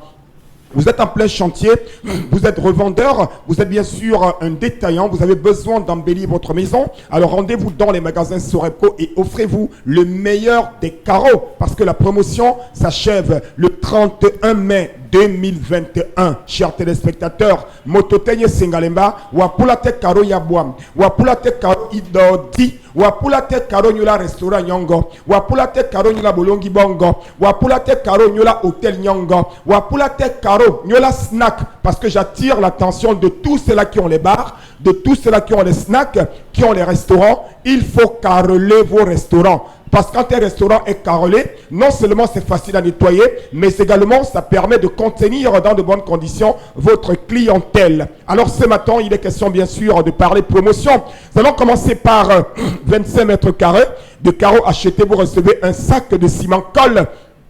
Dans les magasins Sorepco, je dis bien, vous achetez 25 mètres carrés de carreaux dans les magasins Sorepco, vous recevez gratuitement un sac de ciment colle. Pour ceux qui ont besoin de 100 mètres carrés de carreaux achetés dans les magasins Sorepco, vous avez droit à 6 sacs de ciment colle. Ah ben oui! Et je rappelle que cette promotion s'achève le 31 mai 2021. À côté, bien sûr, de 100 mètres carrés de carreaux, ceux qui ont besoin de 150 mètres carrés de carreaux, vous recevez gratuitement une centrifugeuse qui vous permettra de faire les jus de fruits dans de très bonnes conditions. Regardez ce qu'il y a à l'écran. Regardez la quantité de sacs de ciment colle. 25 sacs de ciment colle. Quand vous achetez 300 mètres carrés de carreaux, oh là là là là là là là là là là. Sorepco, c'est du bon. Sorepco, c'est du costaud. Sorepco, c'est du lourd. La cerise sur le gâteau, c'est ceci. Regardez ceci et dites-moi que le concept Salaka n'est pas le meilleur. Ah ben oui, c'est le meilleur des concepts tout simplement parce que Sorepco vous permet d'avoir une cuisinière 4 foyers de marque Nexus quand vous achetez 600 mètres carrés de carreaux dans n'importe quel magasin Sorepco du Cameroun, que vous soyez à Yaoundé, à Garoua, à Ebolova, à Kribi, à Douala, c'est la même promotion, c'est le même Salaka dans tous les magasins Sorepco du Cameroun. Acheter des carreaux, c'est bien, mais acheter des carreaux dans les magasins Sorepco, c'est encore mieux. Et je rappelle que la promotion sur les carreaux Sorepco s'achève le 31 mai 2021. Ceux qui n'ont pas assez d'argent, appelez M. Kema Judez à présent et passez vos commandes pour avoir les carreaux de très très bonne qualité, même après la promotion. Ne l'oubliez pas, Sorepco, c'est la qualité. Sorepco, c'est dans tout le Cameroun. Merci beaucoup et bien des choses à tous les clients des magasins Sorepco. Je vous reviens tout à l'heure pour un autre Salaka. Merci Consti Lamine et faites un effort justement de prendre un verre d'eau rapidement. Hein. Vous êtes sur le Zénith, n'hésitez pas, vous êtes chez vous justement ici. Allez, on le disait bien sûr dans ce studio hier matin avant de nous séparer et qu'il y a quand même lieu d'ouvrir les yeux véritablement sur ce qui s'est passé au niveau de l'école des mines de Menganga aujourd'hui où ces étudiants ont choisi le week-end dernier de bloquer les issues de la ville pour se faire entendre, revendiquant le retour de l'électricité, de l'eau dans cette localité du Cameroun. Eh bien, qu'est-ce qui s'est passé? Où en sommes-nous aujourd'hui? 24 heures après, aucun communiqué. Encore moins, le ministre de l'Eau et de l'Énergie n'a rien dit sur la question. Encore moins, le directeur général de la société distributrice d'électricité au Cameroun n'a rien dit aux étudiants. Eh bien, n'est-ce pas ce type d'attitude aujourd'hui qui pousserait beaucoup de Camerounais à rentrer dans la rue? Charles Amembatou. N'est-ce pas du mépris vis-à-vis du peuple camerounais aujourd'hui? Ce n'est pas le mépris, c'est un projet d'assassinat collectif. Ce n'est pas le mépris, M. Michel Ngachou. comment est-ce que rendu à ce siècle, disons-le aussi bêtement, dans un pays où les 58 départements portent le nom d'un cours d'eau, qu'on se retrouve à avoir des enfants qui dépensent cher, qui n'ont pas d'eau, qui n'ont pas d'électricité. Je dis des éléments basiques, on appelle ça l'élément basique. Vous allez apprendre avec quoi? Vous allez apprendre comment? Vous allez vous rafraîchir. Vous savez que tous ceux qui sont à l'école de géologie, nous tous nous avons été à l'université, notre repas premier c'était soit la banane, soit l'arachide mélangé au maïs, monsieur Michel Gatio. Donc vous voyez des enfants qui se retrouvent là en se disant, nous allons apprendre comment les conditions, les salles de classe, les salles de cours, les laboratoires, vraiment ne répondent pas à tous les rêves qu'on a vendus, mais on s'est battu. Aujourd'hui ça ne donne pas. Je pense qu'après plusieurs requêtes, après plusieurs lettres, restées lettres mortes adressées à qui de droit, rien ne bouge, on est obligé de poser ce genre d'acte pour se faire entendre. Alors, Benjamin, Belmondo, autant pour moi. Alors, pour qu'on se comprenne vraiment, ces enfants ont-ils raison de se comporter pareillement? Souvenez-vous des images qui circulent encore sur les réseaux sociaux où on a vu des étudiants de l'université de Ngaoundéré prendre des cours dans le noir. Est-ce qu'on va quand même dire que vraiment le renouveau, on va tout dire. Le renouveau nous a servi quoi, Belmondo Njouaka? Vous parlez de prendre les cours dans le noir. Dans le noir, à l'université de Ngaoundéré. Oui, ben, le problème, on vous parle à Menganga, on vous parle du transport d'énergie. Le problème, c'est le transport d'énergie. Donc, tout un ministre nous avait dit que tout allait bien là-bas, tout fonctionnait à merveille. Heureusement, aujourd'hui, quand les étudiants sortent, c'est tout autre chose. On vous dit qu'on veut, pour acheminer l'électricité, on va chercher les poteaux en bois. Les poteaux en bois de Baganté, sur une distance de 137 pour acheminer vers Ngaoundéré pour Menganga. 135 km. C'est plus la norme aujourd'hui. En Baganté? Les poteaux vont partir de Baganté. Je ne sais pas, c'est pas seulement 135 km. Est-ce que ça, c'est le premier parcours? De Ngaoundéré, on vient à Ngaoundéré à Menganga. 135 km. 135 km. Alors, de là, vous pensez que, franchement, aujourd'hui on n'utilise plus ces poteaux en bois. Mais je demandais, c'est dépassé. Non, je parle un peu comme mon quartier. Non, je parle un peu comme mon quartier. Vraiment, je demandais, c'est quoi ce pays dans lequel on vit? Franchement. Non, mais sont sérieux. En train d'utiliser 2021, les poteaux en bois pour le transport d'énergie. À un moment donné, on s'est dit on prend pour des centaines de kilomètres. Mais c'est vous qui organisez la CAN en 2000. C'est quoi ça? C'est pas sérieux. C'est quoi ça? Est-ce que c'est à Menganga qui aura la CAN? Non, mais c'est au Cameroun. Non, la CAN aura lieu là où il y a un stade. Non, c'est-à-dire qu'il faudrait qu'on ait procédé, on va scier, on va traiter, on va calculer le jour, charger. Est-ce que ça va voyager par voiture? Voilà. Peut-être par train. Voilà. Le temps d'arriver à Douala. Douala va charger pour Yaoundé. Yaoundé, on va prendre la route, 2-3 jours, le temps d'arriver, décharger. Il faudrait que les gars se reposent. Arriver maintenant, prendre le temps d'espacer pour pouvoir jeter. Vous voyez, on va se retrouver dans le descendre. Il y a ces étudiants de Menganga qui avaient manifesté parce que eux, ils étaient obligés d'aller chez une élite de la place qui avait le groupe électrogène pour étudier, pour réviser leurs leçons, charger les téléphones, les ordinateurs et autres. Mais en fait, c'est pas les trucs nouveaux. Parce qu'à l'université de Douala, vous arrivez parfois pour faire cours, on vous dit qu'il n'y a pas moyen parce qu'il n'y a pas les piles dans le micro. Il n'y a pas les piles dans le micro, il n'y a pas cours. Vous pouvez comprendre, je parle de l'université de Douala. Il n'y a pas les piles pour mettre dans un micro parce qu'il y a tellement de personnes et tout, donc il faut automatiquement qu'il y ait un micro pour se comprendre. N'oubliez pas aussi que le nom des amphis a changé. L'amphi 700 est devenu l'amphi 7000. Voilà. À l'université c'est l'amphi 700 est prévu pour prendre 700 étudiants. Vous êtes dedans 7000. Vous faites quoi? 700 est devenu 7000. Ça se modifie tout. Alors, pour sortir justement de ce sujet, les étudiants qui revendiquent aujourd'hui ne pas en parler, est-ce que c'est du mépris? Je pose la question tout à l'heure vis-à-vis quand même du peuple camerounais aujourd'hui qui revendique le basique, l'électricité et l'eau, qu'on ne leur donne pas, je vous en prie Chalamel, et qu'on ne leur dise rien. Les ADC ont parlé. Au Cameroun, on a parlé. Est-ce que ce sont des étudiants qui devraient arriver à faire des revendications? Où sont les élites? Franchement, est-ce que ce sont des étudiants L'élite n'a jamais de qui devraient être en train de revendiquer. Non. Incroyable. Pas d'investir, mais de revendiquer au moins. Qui va aller négocier les marchés pour importer les pâtes dentifrice? Non, il ne faut pas faire les choses comme ça. La semaine dernière encore, il y a quelques jours, on parlait de l'ANACOM. Oui. Ouais, de l'anaconde. Si déjà eux sont en train de gréver, combien de fois ces étudiants? Si déjà eux, vraiment, qui sont en charge des médicaments, parce qu'il n'y a rien de plus précieux que la santé. Si ceux déjà qui doivent gérer ça sont mal à l'aise, sont vraiment traités dans de très mauvaises conditions, pire encore, c'est des étudiants qui demandent simplement le savoir dans des conditions minimum. C'est-à-dire qu'on veut juste le strict minimum, pas plus. L'électricité. Parce que si on veut parler d'autre chose, je ne suis même pas sûr qu'un étudiant ira encore faire cours. Merci beaucoup, Isabelle Caron. Merci à vous. Et en même temps, nous regardons toujours le peuple camerounais en demandant, peuple camerounais, est-ce ce que vous avez toujours demandé? Beaucoup estiment que le langage que l'on porte aussi lorsqu'on interpelle le peuple, c'est une incitation à la révolte. Ben on dit, le peuple, nous faisons le compte rendu. Nous vous restituons ce qu'il y a de réalité. Donc nous ne sommes pas dans une incitation à la révolte ou quoi que ce soit. Rendu en 2000, Et en même temps, si vous revendiquez rien, vous n'aurez rien. En 2021, Si quand vous ne revendiquez on pas. coupe le courant le matin à Douala, quand ça vient à 17h30, encore au Cameroun en 2021. 21e C'est un siècle. luxe. Vous encore. dites- 2021. vous dites que les Et c'est des Camerounais- vieux, hein. Il dit, wouhou. Merci beaucoup. La revue des réseaux sociaux, Isabelle Caron, s'il vous plaît. Vous riez, ça ne fait pas rire. Regardez dans quoi nous Allez, sommes.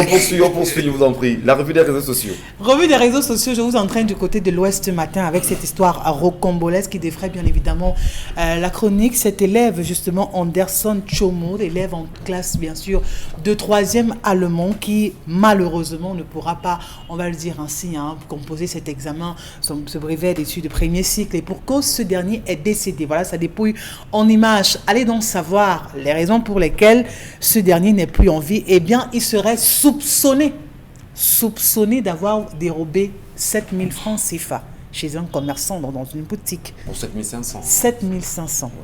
Ce dernier qui n'a pas digéré, qui est venu chez ce jeune homme, vraiment, et il n'y avait personne selon justement celui qui était sur le terrain à ce moment, et qui a entraîné de force cet enfant et lui a dit, tu vas me remettre cet argent, qu'il a copieusement molesté, qu'il a attaché sur une moto, le traîné dans la rue. Michel Ngachou, sous le regard, je ne sais pas si on m'a dit impuissante ou puissante des autres, parce que je veux bien comprendre, mais je n'arrive pas à comprendre comment on peut traîner quelqu'un sur une moto et que les autres soient à côté et n'arrivent pas à s'indigner d'une telle situation. On est au Cameroun, c'est ça? On est au Cameroun. Dans quel village? On est bel évidemment au Cameroun, Bamendou. du côté de Bamendou. On est Bamendou, au Cameroun. Bamendou. Bamendou, j'allais dire. Bamendou. On est bel et bien Bamendou. au Cameroun et qu'on laisse faire. Et ce jeune homme a quand même encore eu le souffle de vie, a pu rentrer chez lui. Et ce commerçant qui est encore revenu le soir à la maison exigeait justement qu'on lui rembourse cet argent, qui a davantage molesté ce jeune homme qui, quelques heures plus tard, est malheureusement décédé. Et son bourreau en question a tenté de prendre la poudre de son tête. Heureusement, on a bien pu évidemment mettre la main sur lui. Il se trouve justement entre les mains des forces de maintien de l'ordre. Et la dépouille de ce jeune homme a été enterrée devant le domicile ou encore devant la porte d'entrée de son bourreau. C'est quand même dur. Et on se pose bien les questions. Vous ne La croyez pas mort de qu'au cet Cameroun, enfant, on nous a l'impression sommes on a l'impression qu'on est en train d'élever des psychopathes au Cameroun en leur globalité. On a l'impression justement que l'éducation nationale, l'amour de l'autre, la citoyenneté, on a l'impression justement que, comme me disait quelqu'un le week-end, le pays est en désordre, vraiment qu'on est mal barré. Karine Santia, comment vous comprenez ça? Notre Bastonner société, un enfant copieusement, au notre point où- société de en, 16 ans, tuer. à peine. en pleine décrépitude. Quand vous sentez déjà la fin d'un cycle qui a été parsemé de beaucoup de désordres, vous vivez ce genre de situation. Ce genre de situation où personne n'est plus tolérant envers rien du tout, où pour un 5 francs on peut tuer quelqu'un, pour un beignet de 25 francs on peut assassiner une autre, et pourtant pour des milliards de francs CFA on dit que ah c'est comme ça, on va faire comment? Vous pouvez tuer quelqu'un pour 7500, mais quand quelqu'un détourne 4 milliards, On prend du temps pour faire vous des prenez audits. du temps pour et savoir tout. si c'est lui et lui demandez même les explications. Et quoi. demander même de rembourser le code Et du demander délit. même de rembourser le code du délit, Afin peut-être d'être qu'il peut libéré. être libéré. Hein. C'est dans ce genre de pays qu'on vit. Vous voyez bien, imaginez-vous quelqu'un qui a de la peine à vivre avec 500 francs et qui apprend qu'à Yaoundé, on a détourné 4 milliards ou bien 5 milliards ou 10 milliards de francs CFA. Et que les choses sont simples, le ministre en question continue à faire des tweets. Vous voyez un peu, quand il se connecte, il voit quand même l'étude du ministre. Il n'a même pas encore inquiété. Et puis lui, il reste là, on vient lui voler ses 7500 francs. Ça n'explique rien du tout parce que la violence n'a pas d'explication. Vous ne pouvez pas vous faire justice vous-même. Il y a une loi pour ça. Vous êtes en train de soupçonner quelqu'un, vous ne l'avez même pas vu à l'œuvre, mais vous l'avez déjà condamné.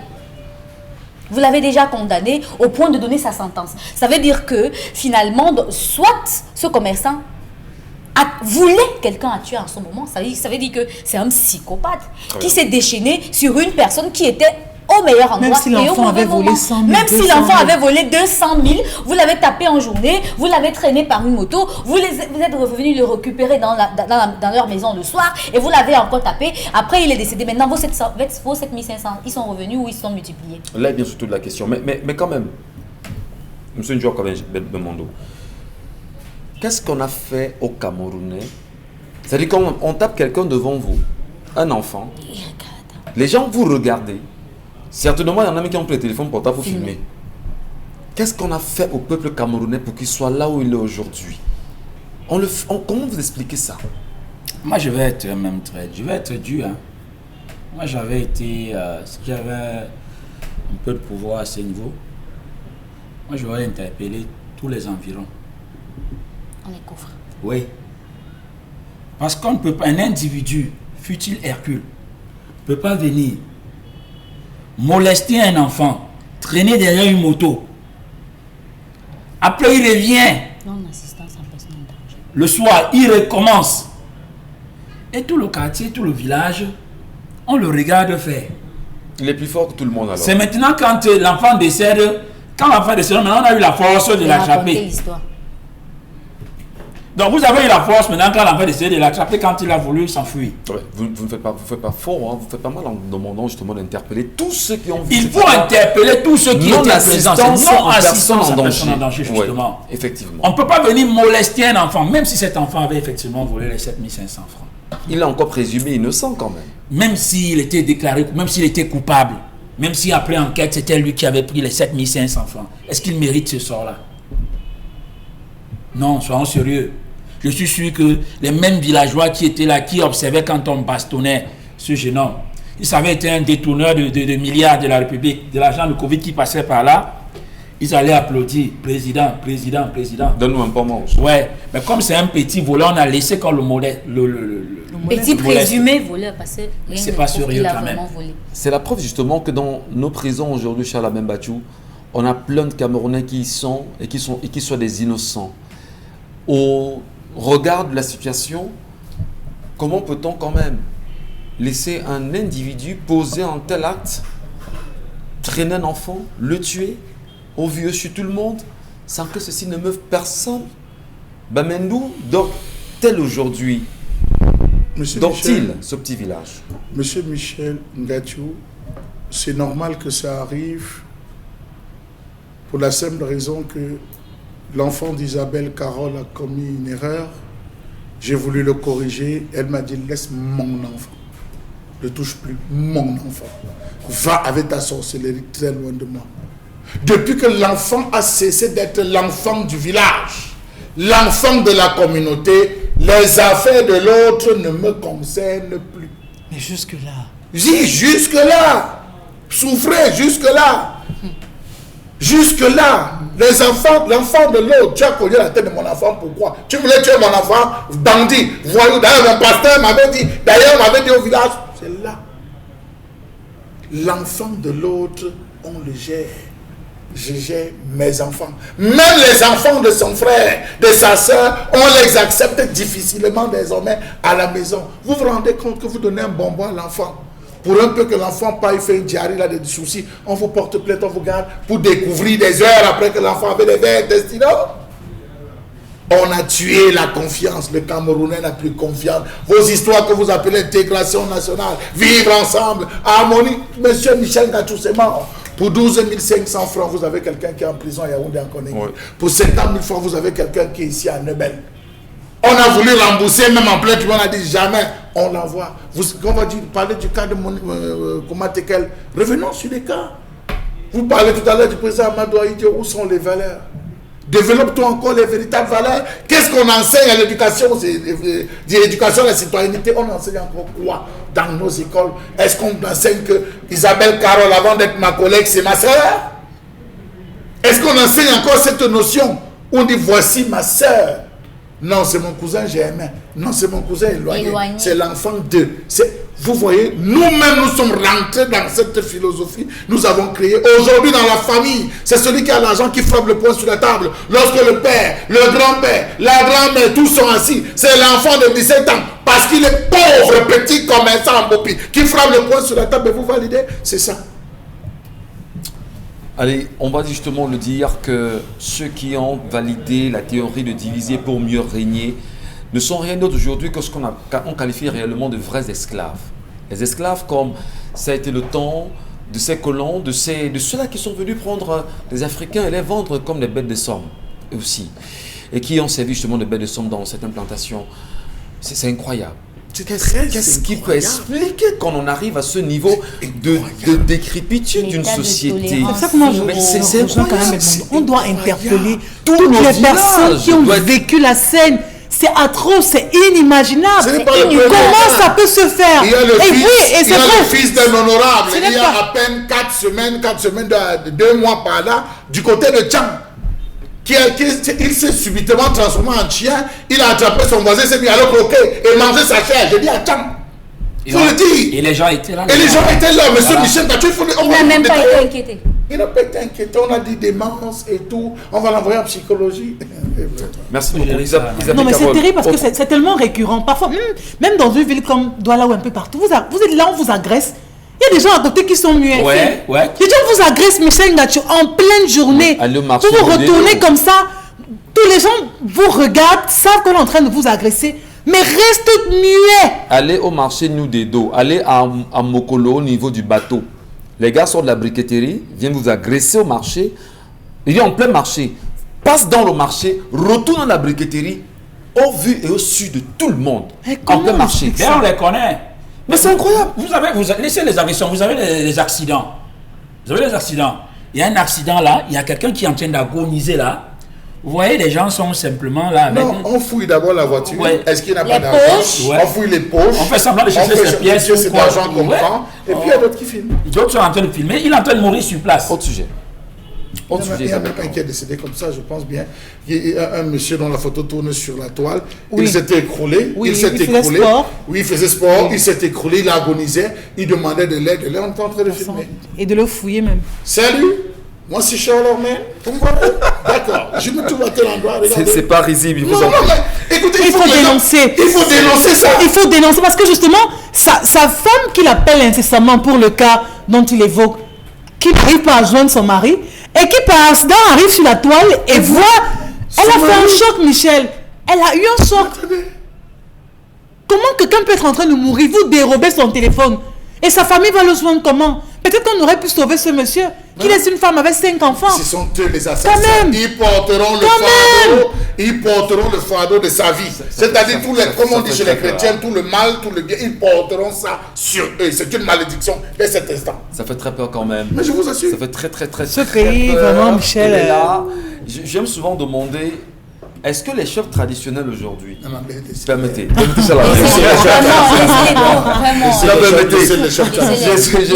Vous permettez quand même, je vais placer juste une. Non, c'est que vous finissez toujours, vous les attaquez. Non. Et si vous les avez, vous nous attaquez. Non, je vais demander. Vous finissez toujours là. Je vais demander, cher Lambert. Pas les chefs traditionnels qui ont été choisis par les élites. Ouais, bien sûr. Je précise, pas les chefs traditionnels choisis par les élites et imposés aux populations. Chefs traditionnels, c'est chefs traditionnels. Parfois, je m'assois, je me dis, mais excusez-moi, on est les élites, c'est le temps chaud. Vous interrogez. Mon chef, le chef des Bangantés dans la globalité. Permettez, Chalamel, j'en viens. Le chef Banganté, c'est Ndjimo Lupo Kamsedou. À un moment donné, je m'assois, je me dis, mais est-ce que mon chef Banganté peut prendre la peine de convoquer tous les fils Banganté du nord, du sud, de l'est à l'ouest, de la diaspora et leur dire, je vous parle, voici les valeurs que je vous restitue. Parce qu'à un moment donné, on s'est dit, on a besoin aussi de... Ils font quoi? Je ne joue pas leur rôle. Je ne dis pas qu'il ne fait rien. Non, je vous réponds ici à Douala.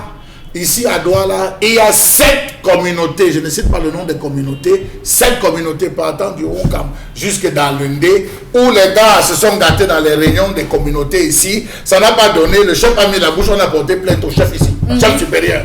Où il a arrivé, on dit que va nous attendre au village, ici, là, c'est notre affaire. Le chef doit déférer au tribunal, ici. Incroyable. Non, vous êtes incroyable.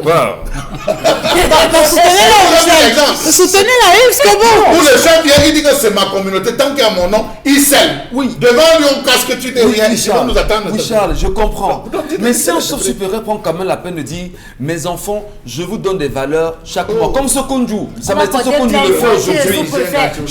Chaque mois, vraiment, je viens à Equinox prendre une tranche d'antenne, j'ai un message à vous transmettre.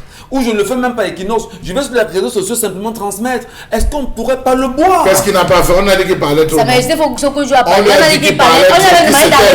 On lui a reproché tellement de choses, si vous saviez. Il a dit que jujube à 12h le dimanche. On a dit que ça, c'est la sorcellerie. Je crois que les chefs traditionnels aussi, à un moment donné, vraiment. Ils ont quand même une mission. Ils ont une mission, certes, mais pour que la mission, encore pour que le message passe, il faut qu'il y ait des personnes qui soient à leurs écoutes. Si vous portez déjà plainte à votre chef, mais n'attendez pas à ce que demain cette personne vienne vous passer un message comme quoi il faut écouter, il faut vraiment rester fidèle aux valeurs traditionnelles. Ce même chef n'aura plus les mêmes valeurs. Il n'aura plus la même puissance. Vous avez encore, je vous prends encore. On a encore 5. Le dernier, oui, je termine. Il y a 5 personnes que les chefs sont venus installer ici comme chefs de communauté. Ils ont trouvé des subterfuges au Minat. Oui, pour les changer. Non, pour les changer, devenir chef de 3e degré. Ouais. Ils sont rentrés, c'est ce qu'on est arrivé. On a envoyé toute une délégation de Yaoundé pour venir les installer. Le chef a voulu parler, on dit que tu parles, on t'enferme. Tu n'es qu'auxiliaire d'administration. Non, je veux vous dire que quand vous citez les chefs traditionnels, à un moment donné, oui, on peut leur reprocher, mais ils ont les mains liées. Ils perdent leur pouvoir. Ils perdent leur pouvoir, ils ont les pieds et les mains liés. Vont-ils tuer leurs enfants pour ça? Non, on ne peut pas interdire le village à quelqu'un. Merci beaucoup. Allez, nous restons sur Equinox Télévision et pour la petite parenthèse, du moins, ça fait le trait d'union avec ce qui se dit sur ce plateau. Je lisais encore hier un document sur Fumban et l'arrivée des colons, d'abord allemands, ensuite anglais et pour la suite français, et comment la France a imposé des petits chefs au roi Njoya pour le destituer, pour destituer son pouvoir. Diviser pour mieux régner, c'était bien sûr ça la politique. Heureusement que le peuple Fumban a compris justement qu'il fallait rester uni derrière son sultan, qui, depuis les générations, poursuit sa bonne mission. Constille Lamine, vous nous retrouvez à nouveau et cette fois-ci, vous tenez des produits en main. Vous aimez le bon goût de la cuisson sur le grill, mais vous détestez lorsque vos aliments restent collés à la grille? Plus maintenant, avec le nouveau tapis de grill anti-adhésif Yoshi infusé avec du cuivre. Les chefs préfèrent cuisiner avec du cuivre parce qu'il chauffe rapidement et uniformément. Pas de point chaud de flambée, juste des plats juteux et tendres avec cette saveur grillée. Et puis le grill reste propre. Et regardez, des marques de grill parfaites en plus. Incroyable! Il est presque impossible de nettoyer un grill recouvert de fromage, mais le tapis anti-adhésif Yoshi rend le nettoyage facile. Griller du poisson feuilleté et tendre, facile à retourner. Des burgers juteux qui ne sont pas émiettés. Et regardez ceci, oignons grillés, poivrons, champignons, pommes de terre, rien ne passe entre les mailles avec le tapis. Il vous permet de griller vos aliments de façon uniforme et le grill reste propre. Ces grilles de camping sont dégoûtantes. Avec notre tapis anti-adhésif, les aliments ne touchent pas à la grille. Utilisez-le au four, au fond de vos plats. Ils resteront propres et les aliments ne colleront pas et glisseront comme par magie. Et il est lavable au lave-vaisselle. Tout est dit, Constille Lamine. Et bien là, c'est avec le tapis de braise que vous nous revenez. Bien entendu, Michel Gatou, je reviens avec le tapis de braise qui a été baptisé par les clients, par les téléspectateurs, le tapis magique. Ah ben oui, c'est un tapis magique. Pourquoi on l'appelle tapis magique? Parce que ce tapis permet, bien entendu, à la braise d'être de plus en plus dorée, de plus en plus langoureuse et surtout, elle permet à la braise d'être rapide, chers téléspectateurs. Donc, ceux qui me regardent à l'instant et qui n'ont pas encore leur tapis de braise, qui n'ont pas encore leur tapis for braise, c'est donc l'occasion plus que jamais de venir au magasin 1001 tapis. Alors de nous appeler et de passer votre commande, quelle que soit la ville, quel que soit le quartier, vous allez recevoir votre tapis magique, vous allez recevoir votre tapis de braise, encore appelé en anglais renfoncé tapis for Breza. Les numéros de téléphone, vous les avez commandés déjà dès à présent. N'attendez pas la fin de la promotion, n'attendez pas la fin du stock parce que les stocks sont en train de s'épuiser du côté bien sûr du magasin 1001 tapis. Et ce matin, une très bonne nouvelle à l'occasion de la fête des mères qui va se célébrer ce dimanche 31 mai 2021. On a encore baissé les prix au magasin 1001 tapis. Ah ben oui! À l'occasion de la fête des mères, le concept Salak a encore baissé les prix sur tous les articles du côté bien sûr du magasin 1001 tapis. Donc pendant 6 jours, donc depuis hier lundi jusqu'à ce samedi, vous avez la possibilité d'acheter un tapis de braise à des prix vraiment dérisoires. Vous avez la possibilité d'acheter des gants de cuisine à des prix vraiment encore plus bas parce que le tapis de braise que voici est une solution idéale pour une braise de qualité. Le tapis de braise que voici est un élément qui permet de faciliter la braise. Le tapis de braise, chers téléspectateurs, vous permet de ne plus avoir le poisson qui colle. Le tapis de braise, chers téléspectateurs, vous permet également d'avoir une braise plus rapide. Donc, motote, nye sengalemba tatan, wapulate bumba makero, wapulate bumba nyom, wapulate bumba yenda, Andande tapis de braise, andande tapis for Breza. Vous l'avez au magasin 1001 tapis, un prix vraiment très dérisoire. Et toujours à l'occasion de la fête des mères, ce dimanche, à partir de 14h, nous serons du côté, bien sûr, c'est-à-dire d'un cadre qui vous permettra de vivre une démonstration. C'est bien sûr du côté des grillades dorées, chez Yannick, du côté de Macapé, au Carrefour Petit Pays. Je vous attends, j'attends toutes les mamans pour la grande démonstration sur l'utilisation des tapis de braise ce dimanche, à partir de 14h. Aux grillades dorées chez Yannick, du côté bien sûr de Macapé, c'est à Douala au Cameroun, pour une grande campagne de démonstration sur l'utilisation des tapis de braise, encore appelés tapis for Breza. Et merci beaucoup pour ce moment. Madame, Messieurs, nous aussi, nous vous remercions véritablement pour l'intérêt que vous portez chaque jour à nous regarder, mais surtout à nous accompagner. Nous ne sommes pas parfaits, nous tentons tant bien que mal de faire ce que nous savons faire et ce que nous aimons faire. S'il y a des manquements, n'hésitez pas à nous les renvoyer. Nous allons nous corriger chaque jour parce qu'on se bonifie avec le temps. N'oubliez pas, vous êtes sur Equinox, restez sur notre antenne avec la suite des programmes. D'ici à là, on se prend rendez-vous demain 10h, les amis, et avec les téléspectateurs. À demain.